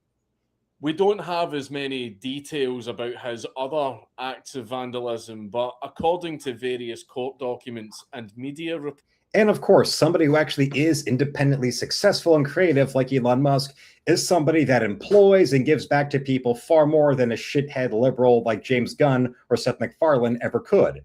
Like how somebody who got a janitorial job at SpaceX in the early days, then when their stock wound up going public, got stock options, and now is a millionaire on the back of being a janitor for SpaceX. Yes. Besides Elon giving thousands of people jobs more than whatever Gunn has ever done. Yes, and gives millions away to help people. What in the hell is Gunn going on about? Well, remember, it's with all of these narcissistic Hollywood types, it is a world-class case of confession through projection. Remember that phrase, learn it well, because it is the battle cry of the narcissistic left-wing liar, like Vito Gesualdi. Ports. Dr. Chaos clearly never had a sense of when he took things too far. Amongst the things that we just went over, Dr. Chaos and his group, the Realm of Chaos, also committed multiple arsons. They trafficked counterfeit goods, they spied on people through their emails and calls, and they also disabled ground-based navigation systems for planes coming in to nearby airports. This guy basically went from being Dennis the Menace to Heath Ledger's Joker over the course of a single year. So why did Dr. Chaos and his realm commit these acts of vandalism? Were they anarchists who wanted to send a message, or were they all pure nihilists that just wanted to watch the world burn? They did it because they thought it was cool. No deeper meaning, no noble cause. They just thought that seeing people crashing in aeroplanes and nearly microwaving themselves would be a bit of a laugh. Hi, I'm JT, and I made Result Hunter, the search engine for conservatives. Let me just tell you what it does. First of all, big tech right now is run by a bunch of elitists. However, it seems that not even the realm of chaos itself was safe from Dr. Chaos, as Dr. Chaos allegedly intimidated his younger members to get them to go along with his more crazy schemes. There was even one witness in court who testified that Dr. Chaos just casually used a stun gun on him before they all went out to disrupt another electrical substation. No reason for, tagging him with a stun gun. He just felt like it. This whole escapade lasted from 1997 to 2001, with Dr. Chaos causing around $800,000 worth of damage across 13 counties in Wisconsin. By 2001, the authorities had finally tracked him down again and issued a court summons, which would have seen Dr. Chaos facing up to 30 years in prison. Despite his family begging him not to risk losing a $15,000 bail deal, Dr. Chaos decided he didn't want to do any more jail time, and he fled his home in 2001, taking $13,000 in cash from his accounts. He ended up making his way to Chicago, where he would spend his days squatting in various abandoned metro buildings. He did this because the metro tunnels allowed him to move around the city undetected, and he would be able to store his belongings without fear of them getting stolen. In fact, he was so comfortable in his underground lair that he actually refitted the locks to one of the metro doors so that only he could open it. He would also steal or make keys to other buildings in the Chicago city area to assist himself in burglaries and further bouts of mischief. However, Dr. Chaos's most valuable and dangerous acquisition came when he was partaking in some urban exploration in the outer city limits. When he was walking around an abandoned warehouse, he found just lying there, just randomly lying there in the warehouse, 7 crates of sodium and potassium cyanide. Sometime during summer of 2001, he had visited an abandoned warehouse with an associate and had located a number of vials of different chemicals, things like mercuric sulfate, potassium chlorate, also 2 types of cyanide. So we had sodium cyanide and potassium cyanide. Cyanide is actually quite commonly used in industrial procedures like metal treatment, which would explain why there would have been a bunch of boxes lying around in an abandoned industrial district. However, in Illinois, it is a criminal offence to possess cyanide without having a lawful reason for doing so.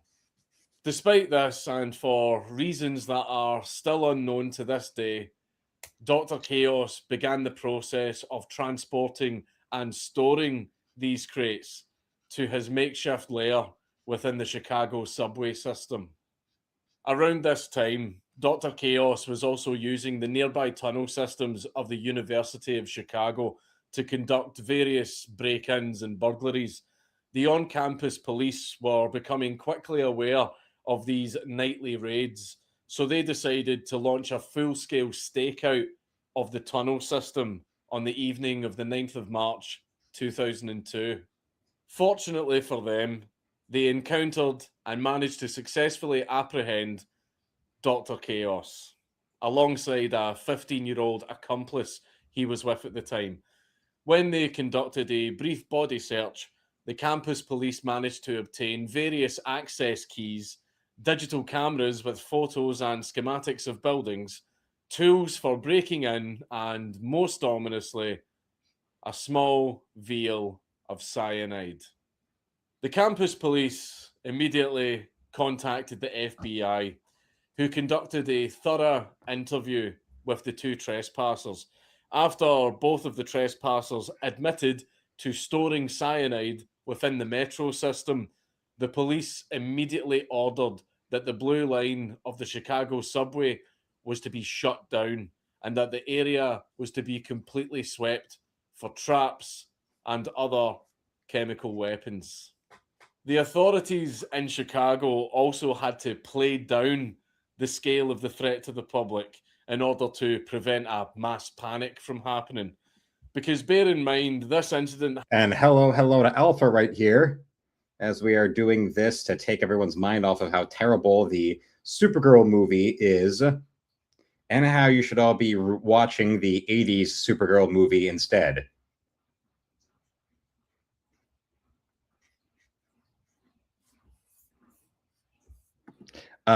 No, this isn't a Spoonie movie. Happened only half a year after 9/11, so it was very important for police to keep everyone calm so that they would let the police conduct their investigation without any extra pressure or interference. You say you can't remember your childhood? Yeah. Let me tell you something important. You can't remember most of your childhood, entire years. The mayor of Chicago even called for a general inquiry as to the potential application of unused metro property in terrorist attacks in order to prevent events such as this from ever happening again. Whilst this was all going on, the FBI were furiously trying to determine Dr. Chaos's motive for storing several large crates of cyanide. And Alpha Proto just got his copy of Encrypted number 3 today. Thank you. Great. And, well, pretty good. That is nice to know because, yes, I deliver on what I offer people and what I promise people. So there you go. Oh, yes. And now with, next month, issue 4 is going to be coming for everybody. So that will definitely put me now a lot of distance, a lot of afterburners going off between me and other people online I could name and their inability to actually produce stuff that they say they will, comic book wise. Just saying.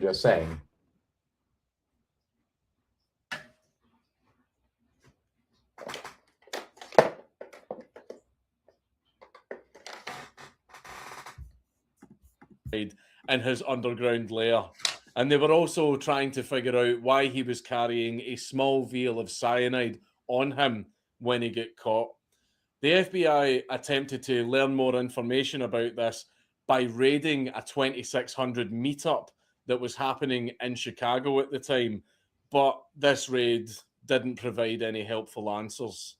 Dr. Chaos would still maintain in court and in media interviews that he didn't really have any reason for carrying the cyanide around.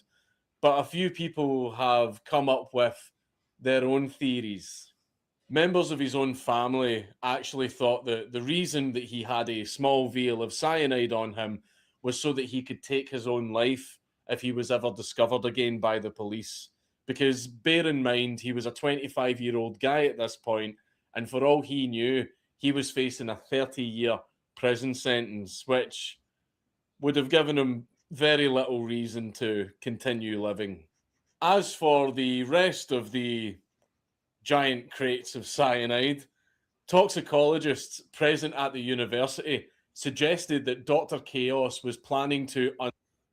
And well, RJ brings up, not sure if that guy should run into a Batman type or a Punisher type. Well, I'd like to see him run into a Punisher type who will end him permanently.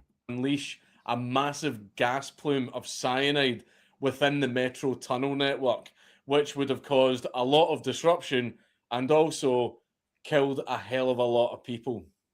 Given that Dr. Chaos was really escalating the scale and damage of his stunts, I don't think we can completely discount that as being a possible motive.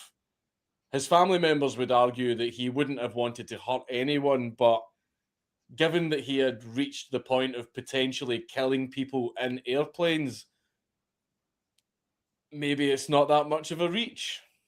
But Dr. Chaos still maintains to this day that he had no intention whatsoever of committing any kind of chemical attack with the cyanide.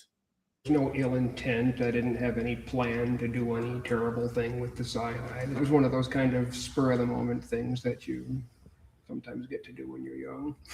Is this something out of Unbreakable? Yeah, I could see that. Spoonie was taking things too far. Yeah. To be completely fair, if I was still a kid and I was just wandering through a warehouse and I just randomly stumbled across several giant crates of cyanide, I too would probably go, "Oh, cool," and take them home. I was a really stupid kid.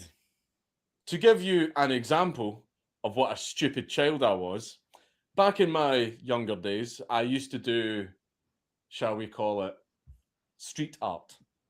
And there was a wall that I wanted to put some of my art on. The only problem was the only way that you could actually reach this bit of wall was to climb up onto the roof next to it and then hang over a 4-story drop so that you could, put your art on the wall. So I thought that the genius thing to do was to get a friend of mine to hold on to my belt while I leaned at a 45-degree angle over a 4-story drop so that I could tag this wall. That was probably one of the dumbest things that I have ever done in my entire life. I'm older and wiser now and can very happily tell you, do not do anything like that. Do not do that. I'm lucky to be alive. I am lucky that that instance of gross stupidity did not kill me, right? If I could travel back in time to meet my 16-year-old self again, I would boot myself up and down the street for being such a dafty. But to get back onto Dr. Chaos, regardless of Dr. Chaos telling the FBI investigators over and over again that he had no intention whatsoever of committing any kind of terrorist attack, he was still sentenced to 21 years in prison, both for the cyanide charges and also for skipping out on his previous sentences.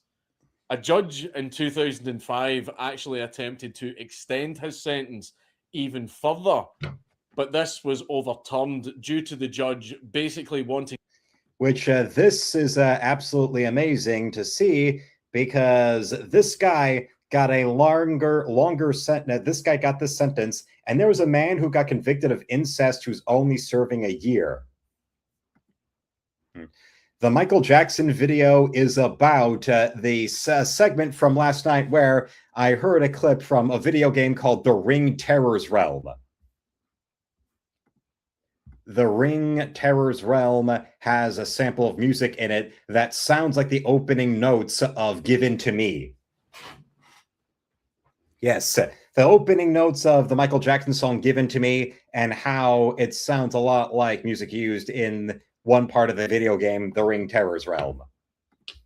To add the charge of use of fire. Hey, have you been researching dental implants? Did you know you can now get permanent teeth in just 24 hours? With most to an arson case. I mean, none of us here are lawyers, but even we know that that's pretty stupid. Even in jail, Dr. Chaos apparently continued his old tricks by crafting escape tools out of basic electronic devices with the intent to disrupt surveillance equipment and alarmed fence systems.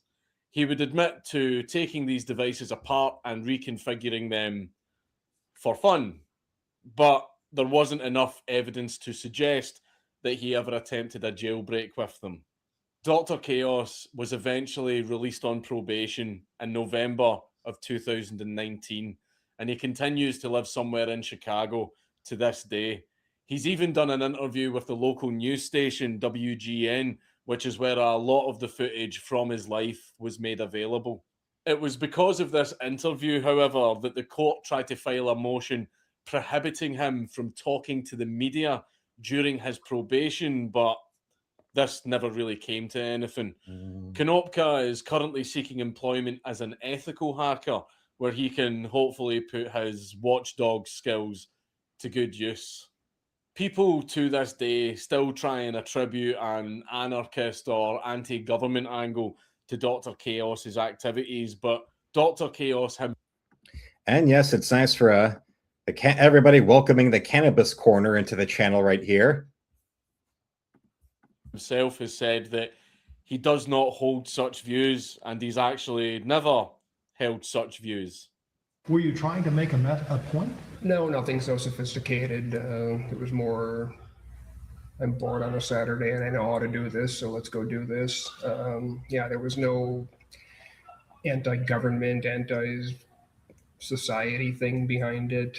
I guess it looks nice on the message boards and whatnot, but yeah, there wasn't really a huge underlying plan. So after all of this, has Joseph Konopka finally learned his lesson, and is he doing everything he can to make sure that he stays out of prison?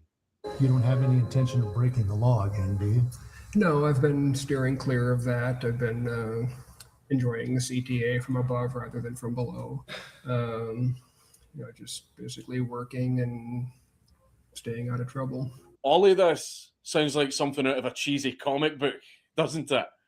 A supervillain called Dr. Chaos who blacked out entire cities, hijacked radio broadcasts, tried to crash planes and all that stuff. And then he gathers up tons of cyanide that he stashes in his underground lair.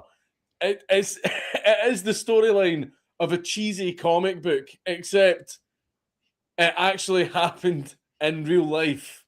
Just a personal opinion. Do I actually think that he was going to commit some big, massive terrorist chemical attack from his lair in the Chicago metro system? No, I don't. Purely based on the fact that he had this cyanide for a long time. He had it for quite a while, and during that time, he could have carried out such an attack, but he never did. So I genuinely believe it was just a case of he saw those crates, thought, oh, that's cool, and he just took them. You know, some people might disagree, but I don't think he was actually going to commit a terrorist attack. So it does seem that Dr. Chaos is now completely reformed, and now that he has grown up, he looks back and regrets his past actions, and he doesn't have any intention of becoming Dr. Chaos again. He seems to just want to travel the world and put his skills into being an ethical hacker. And now that he is fully reformed, I do wish him the best of luck with that. And I hope he has a happy life on the straight and narrow, using his powers as a force for good. But still, it must have been pretty cool being a supervillain for a while. I've never really been much of a believer in anarchy myself. Nature abhors a vacuum, and that includes a power vacuum. You created a lot of it, though, in your day, Joe. Well, I wouldn't say I created anarchy. I just created mayhem. Chaos. Chaos. It's Count Dankula on YouTube. Everybody should subscribe.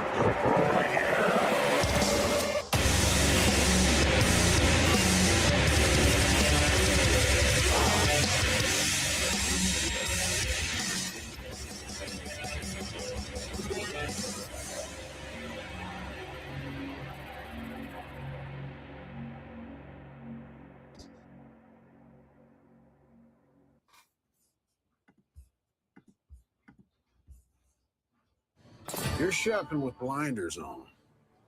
It's a meat gold mine over there. Premium cuts. Yeah, they should make a movie out of Dr. Chaos. Riddle me this, Steer viewer. What do you get when you cross an inexperienced young director with a bunch of overbearing studio executives, faulty equipment, nightmarishly difficult shooting conditions, a disgruntled cast of misfits and alcoholics who constantly bicker and fight each other, ballooning budgets and near-fatal accidents on set? Well, one of the greatest monster movies of all time that became a worldwide box office sensation, making back 50 times its original production budget, and basically gave birth to the very idea of the summer blockbuster. I'm talking, of course, about Jaws, the classic 1975 movie directed by Steven Spielberg. It's an excellent movie in its own right that's part tense horror film, part thrilling boy's own adventure, part monster movie, and part action flick. And aside from a very rubbery looking shark, it still holds up pretty well even today. The thing is, it was also one of the most nightmarishly difficult movies to ever get made that almost destroyed Steven Spielberg's career before it even began. A comedy of errors, mishaps, egos, inexperience, and overconfidence. So grab your rifle and your compressed oxygen tank and smile, you son of a bitch, because we're diving deep into production hell with this one. Jaws began back in 1973 when executives at Universal Pictures happened across a review for an upcoming novel by Peter Benchley about the hunt for a giant man-eating shark. The review even mentioned offhand, might make a good movie. You don't say.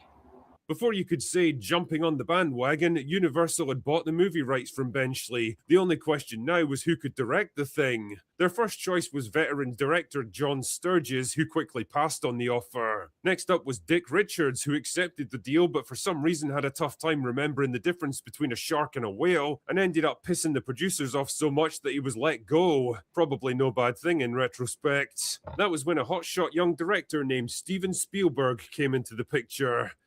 Who? At the time, he was only 26 years old, with a grand total of one feature film under his belt, but he loved the concept and lobbied hard to direct it. And since no one else was available, Spielberg was soon brought on boards. Unfortunately, the initial wave of enthusiasm soon petered out, and Spielberg started to get cold feet about the project, worried about typecasting and biting off more than he could chew, and he even tried to jump ship over to Fox, forcing Universal to veto his exit. With a somewhat reluctant Spielberg back at the helm, the project was given a budget of $3.5 million and scheduled to start shooting in May the following year. And that date was very important because the current agreement with the Screen Actors Guild was due to expire at the end of June, so the race was on to get the film in the can before a potential strike took effect. In terms of the script, part of the purchase agreement was that Benchley himself would get the first crack at writing it, which wasn't great for Spielberg because he was only really interested in the final third of the novel and wanted to ditch most of the book's tedious subplots. As it turned out, though, Benchley struggled to adapt his work for the screen, and after writing 3 separate drafts, none of which made the grade, he was completely burned out and left the project.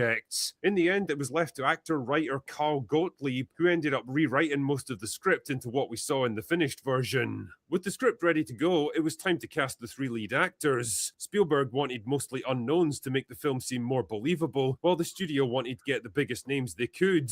Charlton Heston was interested in playing Brody, and Robert Duvall wanted to play Quint, but neither one ended up signing on. In the end, it was Roy Scheider, best known for playing tough guy characters in movies like The French Connection, who was finally cast in the lead role. The characters of Quint and Hooper weren't cast until like a week before shooting started. Quint was offered to veteran actors like Lee Marvin and Sterling Hayden, but they both turned it down, and with time running out, Robert Shaw was suggested instead. Shaw hated the book and was reluctant to take on the part, and only did it because his wife insisted on it. Meanwhile, Hooper was offered to John Voight, Jeff Bridges, and a bunch of others who all turned it down, and it was only when Spielberg's buddy George Lucas suggested Richard Dreyfuss that they finally caught a break. Dreyfuss wasn't keen at first either, but he was convinced that his latest film, The Apprenticeship of Duddy Kravitz, was going to be a massive flop and that nobody would want to work with him again, so he took the part to make some quick money while he could. Now, conventional wisdom at the time was that films set at sea should be filmed in either a big water tank or at worst on a small lake where help and logistical support is never far away. Spielberg had other ideas and insisted that Jaws should be filmed out on the open ocean because it would look better, a decision that would absolutely come back to haunt him when shooting started. Martha's Vineyard was chosen as the best location because the water was especially shallow there, allowing the crew to film out of sight of land without worrying about getting into the deep ocean. For the shark itself, the producers originally suggested training live great whites to work with the actors, which, if you know anything about great whites, is not something you can really do. When they realized that this was not in fact a winning idea, they turned to production designer Joe Alves, who constructed 3 different animatronic sharks for the project. One that could be mounted on an underwater sled for the overhead views, and 2 more with their left and right sides exposed so that the shark could be shot from different angles. Each version needed 14 different crew members to control the various moving parts, and even under ideal conditions was difficult to work with. 2 complete models of the Orca boat were also provided, one with an engine that could actually move by itself and another designed to sink on command for the climactic showdown. With cast, crew and sharks at the ready, shooting began on May 2nd, 1974, and straight away the problems began. Right off the bat, the trailer delivering the shark models capsized and sank as it was being lowered into the ocean and needed a team of emergency divers to rescue it. Problems with the sharks became a running theme throughout the production. Pneumatic hoses corroded in the salt water and burst apart under pressure, electronics shorted out, structural frames broke apart in rough weather, and the neoprene foam that formed the shark's skin soaked up seawater, causing them to look like overinflated balloons. Sometimes they would just straight up die and sink to the seabeds. And apparently one of the most common quotes heard on set was, "The fucking thing sank again." That being said, one of the interesting side effects of all these technical problems is that they forced Spielberg to keep the shark out of sight for the bulk of the movie, which actually added to the tension and suspense because let's be real, our imaginations are always going to conjure up things way more terrifying than a big rubber shark. As Spielberg himself noted, the shark not working was a godsend. It made me become more like Alfred Hitchcock than Ray Harryhausen. The more fake the shark looked in the water, the more my anxiety told me to heighten the naturalism of the performances. Dodgy rubber sharks aside though, the ocean itself was causing more than enough problems to contend with. Other boats and ships would drift into the frame, forcing them to stop shooting for hours at a time. The Orca actually began to sink unexpectedly at one point while the actors were still on board.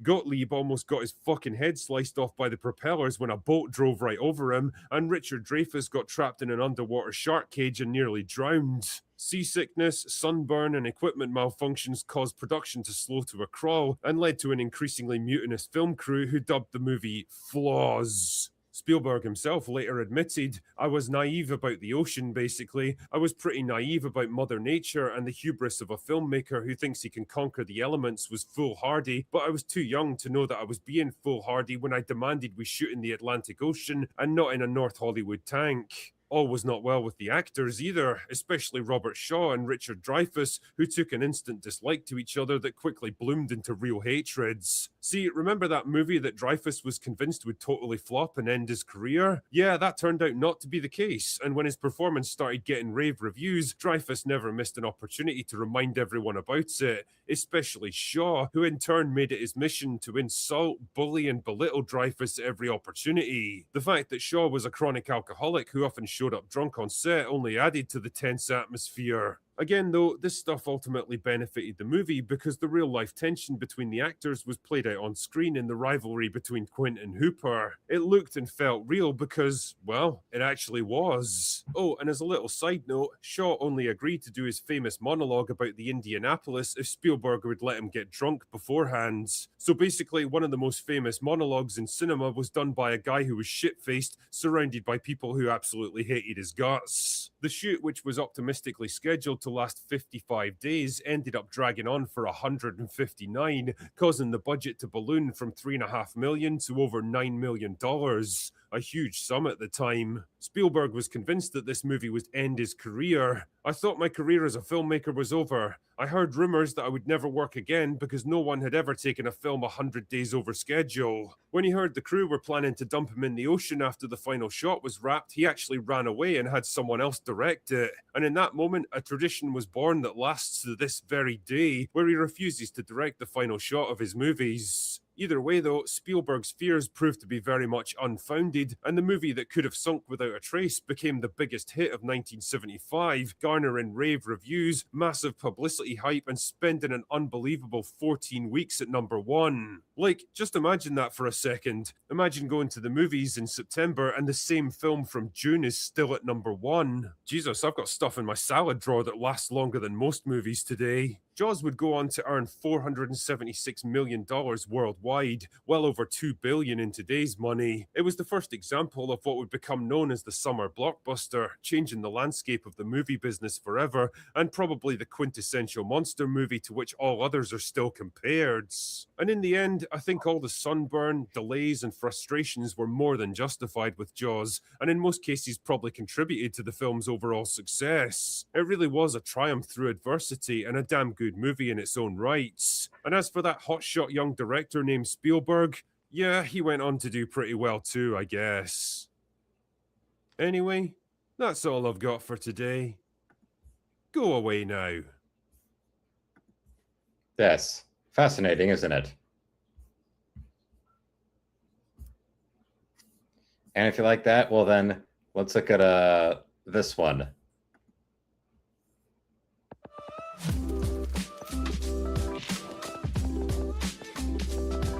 On paper, at least, our subject of today had all the makings of a modern-day classic. A big-budget sci-fi fantasy blockbuster with a star-studded cast, the culmination of a decades-long passion project made by one of the most influential directors in Hollywood history, the man who gave us Apocalypse Now and The Godfather. And hello to Donnie right there. Megalopolis was supposed to be Francis Ford Coppola's magnum opus, the movie he'd waited half his life and invested his entire personal fortune to make, the crowning achievement of a career that spanned half a century. There's just one small problem. It was a fucking embarrassing disaster.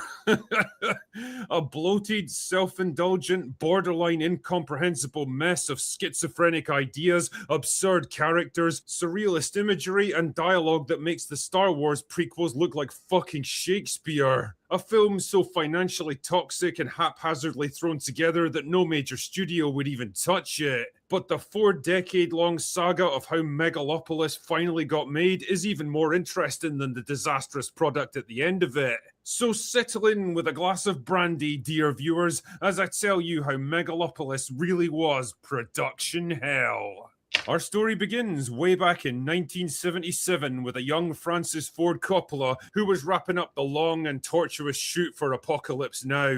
Personally, I'd have found the nearest bar and locked myself in there for the next 6 months, but Coppola had other ideas. He imagined an epic sci-fi fantasy story set in a futuristic New York that would act as an allegory for the fall of the Roman Empire. His original idea was described as an epic opera screened over 4 nights in a purpose-built outdoor amphitheater.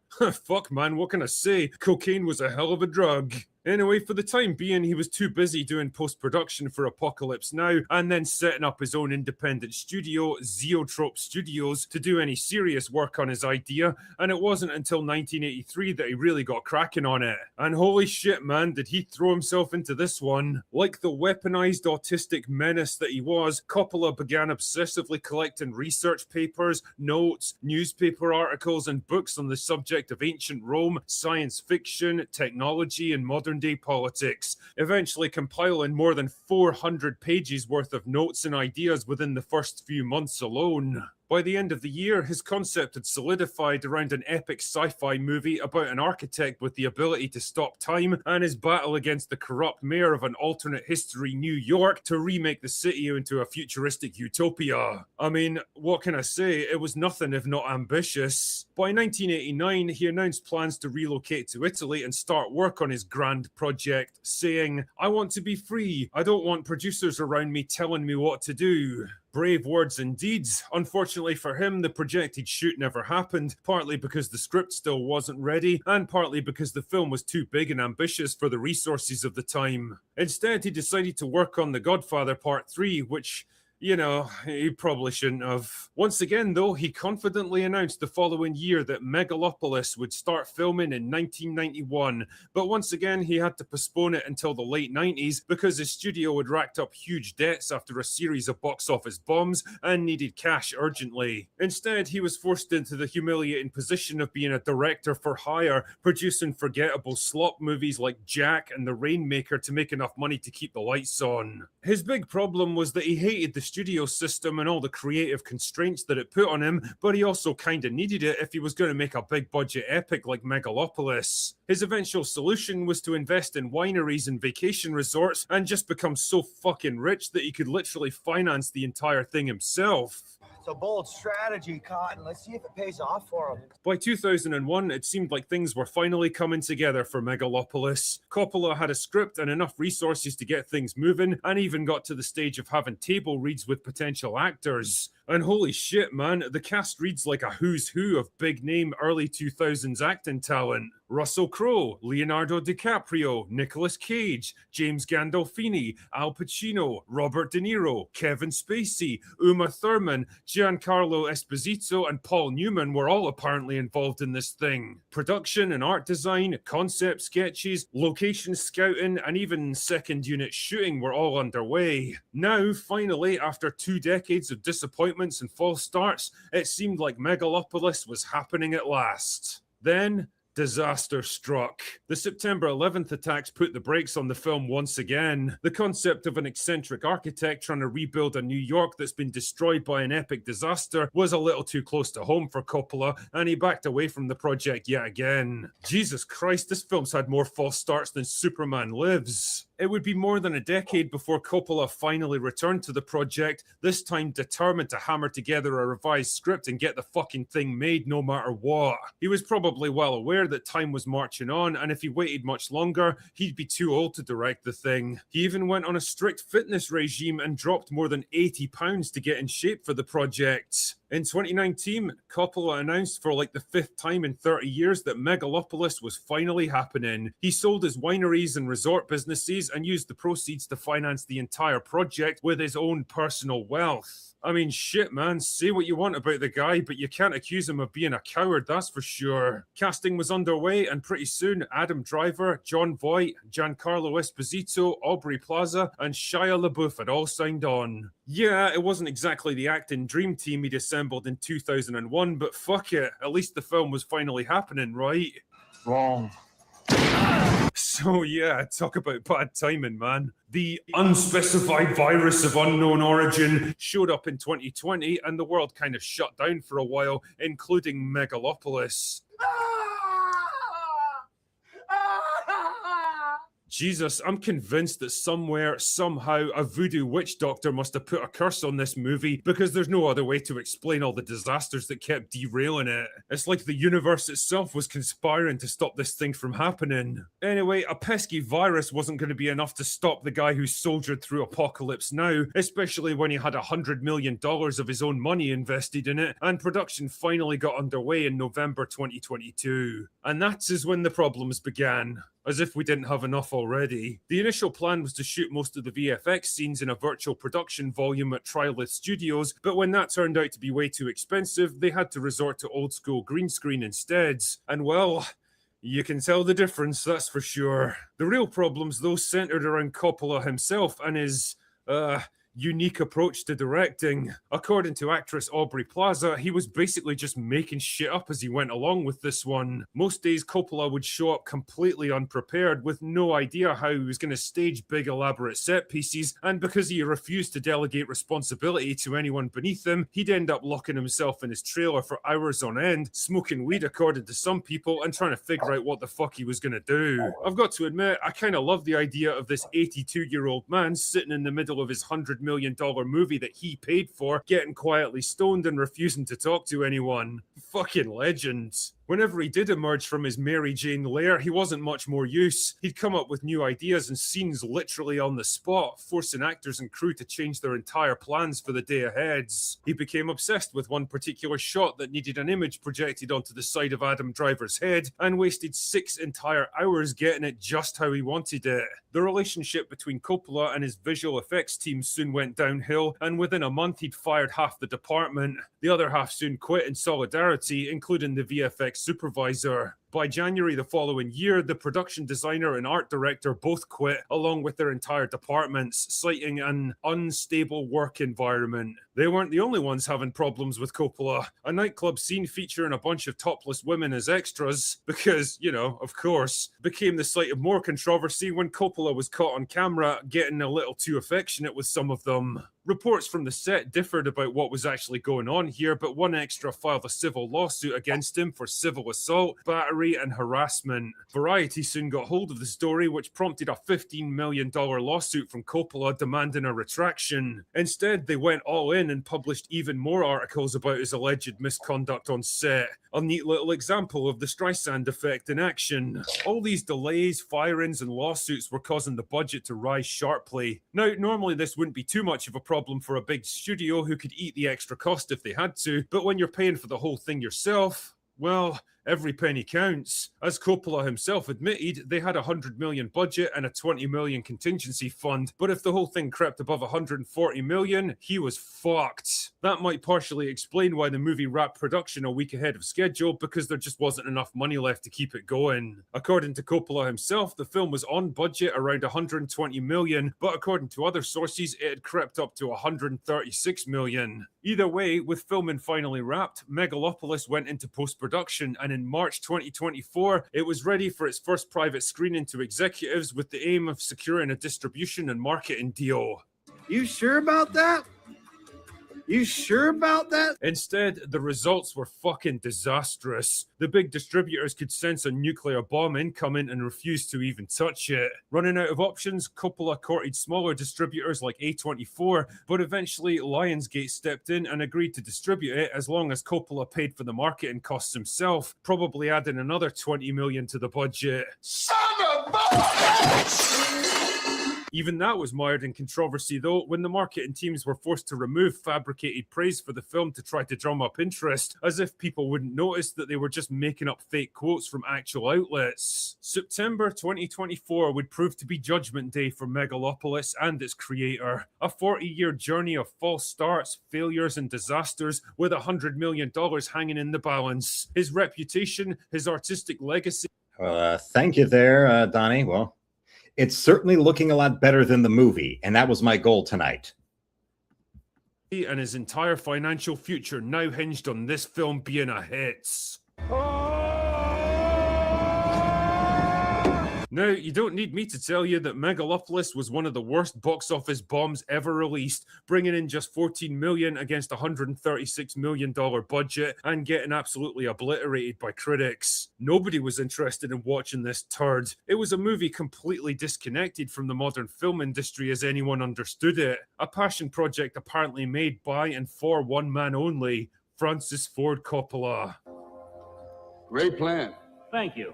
So what's the final verdict on this movie? Was it nothing but an incoherent, self-indulgent vanity project from an artist well past his prime, too rich to be told no and too stubborn to accept his own limitations? Or in 10 years' time, will the media literacy crowd be making pretentious 5-hour-long videos explaining how it was really a bold, misunderstood masterpiece that you were all just too stupid to appreciate?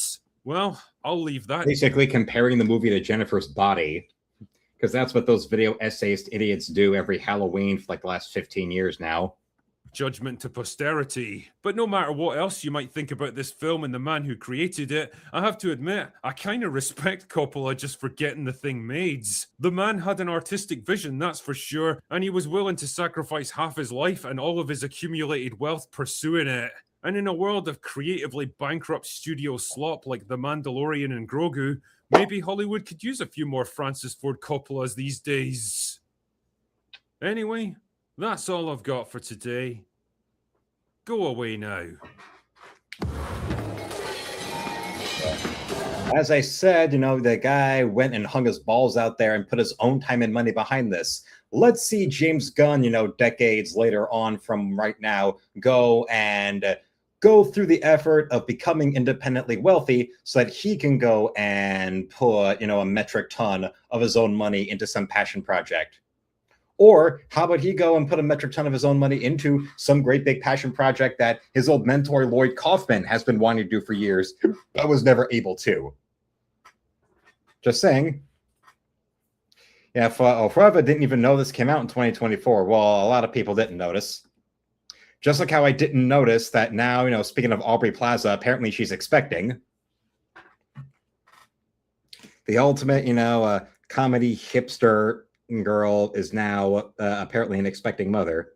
So both the femme-scold women and the, pretentious, comedy nerd type of guys from Red Letter Media to Patton Oswalt and their fan bases will probably all now not want to go anywhere near her.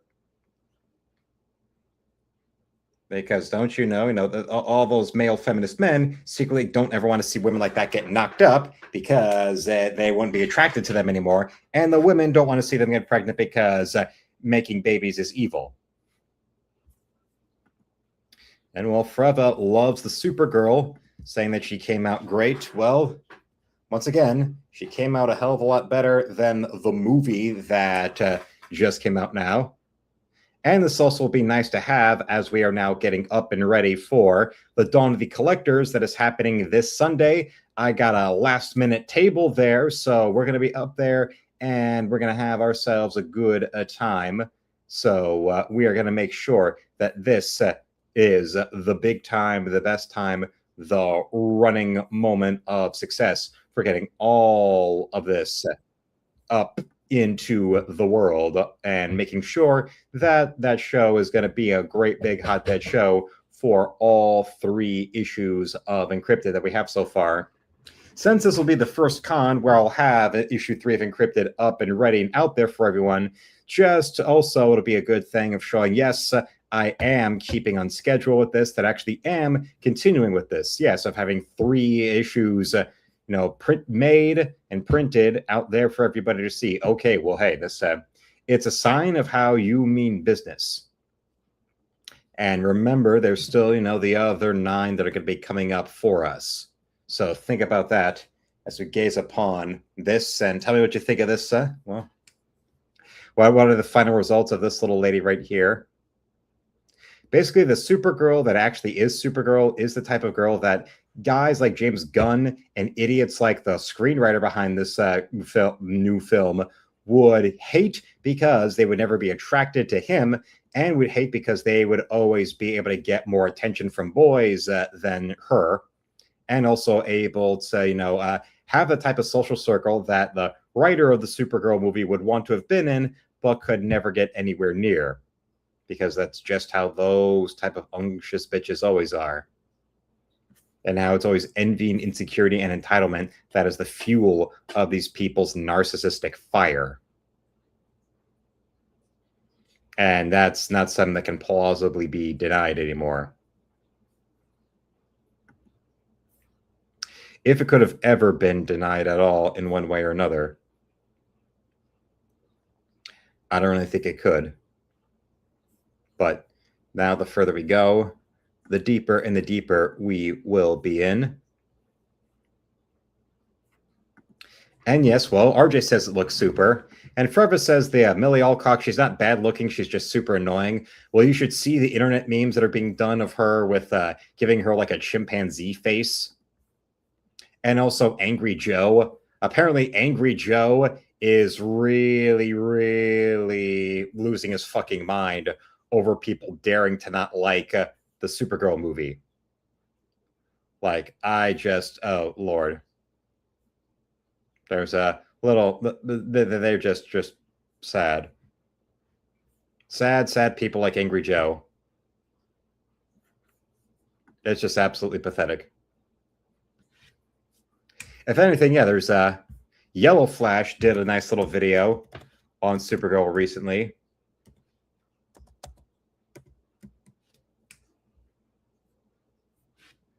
Let's look at this. Yellow Flash, Supergirl. Well, here's just the thumbnails alone of some of the recent videos.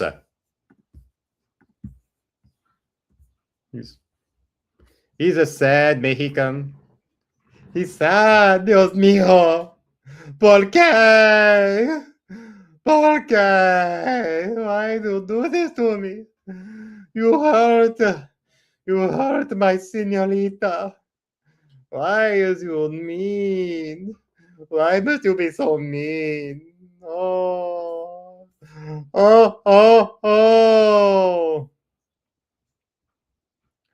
Por tu maldito amor. This song I'm doing is in tribute to how sad that Angry Joe is at the sight of Supergirl failing. El día que te encontré mi amore, tú sabes que yo nunca lo he negado. Con saña mi lo cleste, el ano quel ciel. Yo gané tu trampa y luyo sonando. De pronto todo aquello se acabó. Faltaste a la promesa de adornarnos. Me jodiste en el olvido por creer que arte no y la gran llamas rosanos. Por tu maldito amor, no puedo terminar con tantas penas. Quisiera levantarme hasta el final. Por tu maldito amor, por tu maldito amor. Por tu maldito amor. No logro acomodar mis sentimientos. El alma se me sigue consumiendo por tu maldito amor, por tu maldito amor. Ay, ay, ay, ay, ay, la capa que cuero le toma. Si ya me enteraste en vida, ay, ay, ay, ay, no quiero que regrese nunca, no, prefiero la derrota entre mis manos. Si tu nombre tanto pronuncié, hoy mírame rompiéndome los labios. Por tu maldito amor, no puedo terminar con tantas penas. Quisiera levantarme hasta las venas. Por tu maldito amor, por tu maldito amor. Por tu maldito amor.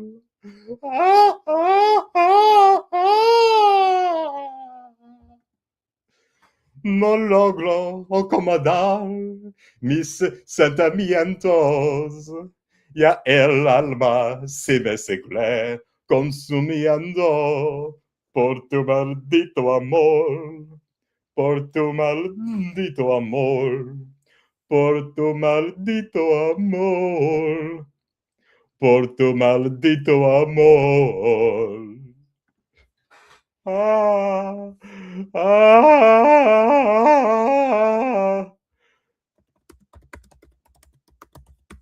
oh, no, no, mi Supergirl ha fracasado. Mi Supergirl ha fracasado. Oh, no. That's Angry Joe for the last 2 weeks. Yes, Luke, for this damn love, you are heartbroken. Actually, what I said is, what I typed in was to English to Spanish translation was, no, my Supergirl has failed. I don't know if either Forever Fights is funny or I'm really pissing him off. I don't know. I have a good feeling his mother probably would get really angry with me right now. But yes, to answer the question, I need to learn that song. The song is Por tu maldito amor by one of the all-time great singers of Mexico, the Mexican Frank Sinatra, Mr. Vicente Fernandez. Yes, he was one of the all-time greats down south of the border. And I remember first hearing it was back when John Leguizamo was trying to be funny. He did this one-man show on that was an HBO special. Also, it was a one-man show on stage that got turned into an HBO special called Freak.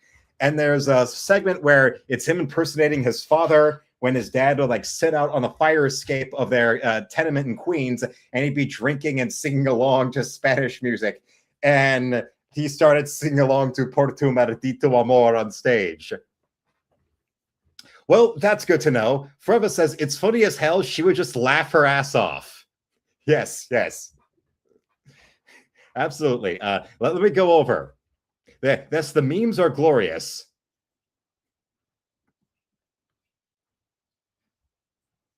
Yes, that's the song, Por tu maldito amor, and I learned it from back when John Leguizamo was still trying to be funny. Yes, yes. And that was me impersonating Angry Joe for his Lady Love Supergirl being so unseen at the box office, being the superhero equivalent of Megalopolis. In terms of the box office, and actually I should withdraw that, it's more like Waterworld than like Megalopolis. And also, Alpha Proto loves improv situations so much. I think the Latinas and everyone watching would get a kick out of it. I would just have to find a victim and embarrass her. Yes. Then Alpha would tell her if she wanted to go to Taco Bell with him. Alpha Proto, I knew that there was a show he did called House of Buggin' that was the Fox Network's first attempt at replacing Living Color. Yeah, Living Color got canceled in the next year. John Leguizamo starred on House of Buggin' that didn't even get a full season. And then the next year, they went and did Mad TV, which ran for like a decade plus. So yeah, there's that. I think it's still on YouTube. I think I can show you that segment of Freak showing you that little bit.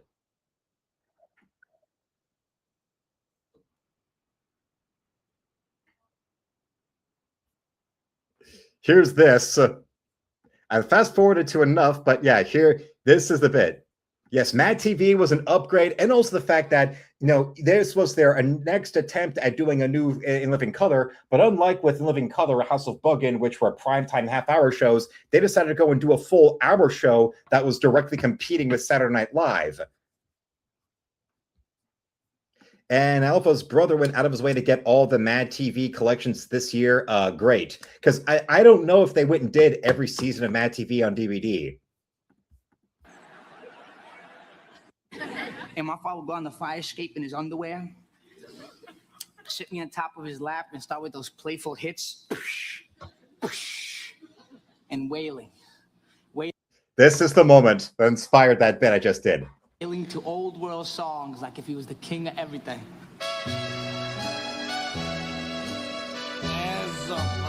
Yes, that is how it begins, Papi. Oh, Papi. I'm your father, but I'm calling you Papi. I don't understand it either. I don't know, Papi. Por tu maldito amor, no veo terminar con tantas penas. Reventarme da la pena.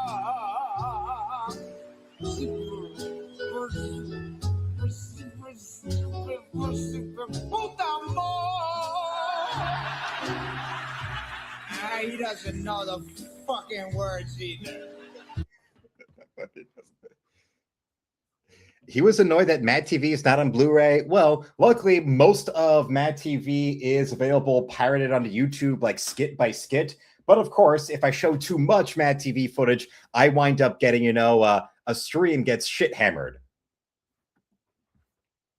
This guy says, Joe, I know you're a DC fanboy, but this does turn people off. Toxic masculinity lines destroyed Masters of the Universe's box office despite having a pro-masculinity message. Supergirl is doubling down on this, and it's going to be a bomb with Warner's new ownership. What else did he say? The DC Universe is going to get canned again. Yeah, I think he's probably right. I think the DC... This is perfect timing there. What Freva's brings up, what Mr. Fernandez there was saying really is that, this damn love hurts. He wish he didn't have it. Yes, Alpha. He talks about how his dad got him a fat German hooker to take his virginity. Oh, yes. That bit where, Leguizamo's father was taken to the back of a KFC, and there was a German hooker there who battered chickens by day and choked them by night. And he was taken. A Zoftig German woman who worked at the back of a KFC took his virginity, and her coochie lips opened up as the biggest coochie he'd ever seen. And then when they were done, she grabbed a coochie lip in each hand and flew away like a giant pink bat. Oh yes, that bit. Son, do you know that the average vagine is 8 inches deep? The average penis is 6 inches long. I'm going to let you get to that extra 2 inches, son. Something like that. Well, actually, I got the bit right here. We can cue this up.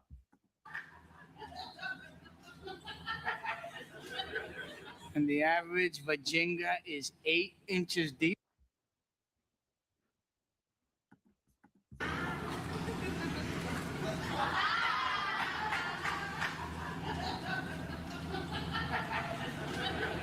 And the average vagina is 8.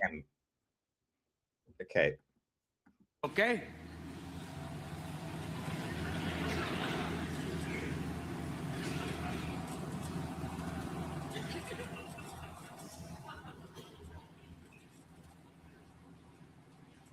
Do you know that the average finger is 6 inches long?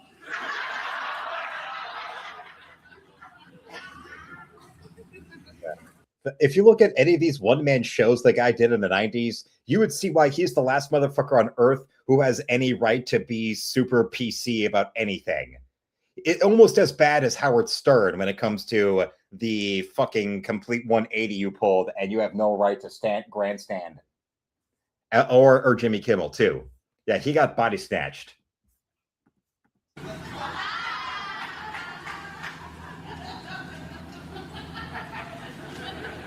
And the average vagina is 8 inches deep.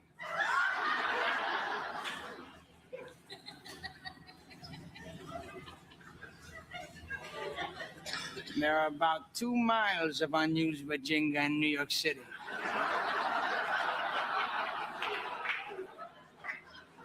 I'm gonna help you find some, okay, Papi? Okay, Papi, come on, Papi. Ladies love the pinga, yes. Especially the ladies like Rosie Perez, who should go down to New York City. Hence why she gets so frustrated about men who don't take care of their kids. Okay, here we are. But Kentucky Fried Chicken, Dad? Dad, how's the Colonel gonna make me a man, Dad? Not the Colonel Bo Pendejo. There's a lady I know in there that batters chickens by day and chokes them by night, okay? Now, don't come out till you make me proud. I'll be waiting for you right over here. Feel sorry for you. Get Kentucky Fried Chicken. About to get some from some complete stranger, and when out of the shadows comes a Zoftig German woman. Ooh, you're so dark and swazi. Now I feel sorry for you, so I will fuck you. Think of it as war reparations. And she puts me on top of the fryer, and she reaches down and she touches my thing. And it was the first time that somebody other than myself had touched my thing. So my thing was bugging out. And my thing was like, John, come here, John. John, come here. She's touching me. I know, we're finally getting some. John, she's pulling on me. She's being a little raw. Doing that voice alone when they current year John Leguizamo cry and scream like a little bitch, that would make you wish that Michael Jai White would just bitch slap him, just kick him across a room with his 1,300-foot black dick. Dynamite, dynamite. He's dynamite, so dynamite. Yes, that's basically how it would work. Just a little bit of fun right there on this night. And so, until then, I want to thank you all for watching. Subscribe to the channel. We'll reach 10,000 subs. Become a member today and shop at my art store with the first link in the description where you can buy my art or commission me, or you can support me with a donation, or you can go and pre-order issue 4 of my comic book Encrypted, where a regular copy is $5, an autographed copy is $10, an autographed and sketched in copy is $20, or you can get a 1-year subscription for $60, or 1-year subscription with your copies autographed for $90. Tomorrow, I'll have shorts at 5 p.m. Eastern, 5:30 and 6. Oh, the new video at 6:30, and I'll be live again at 10. So until then, felines, slam it, lick it, suck it, and see you, Space Cowboy.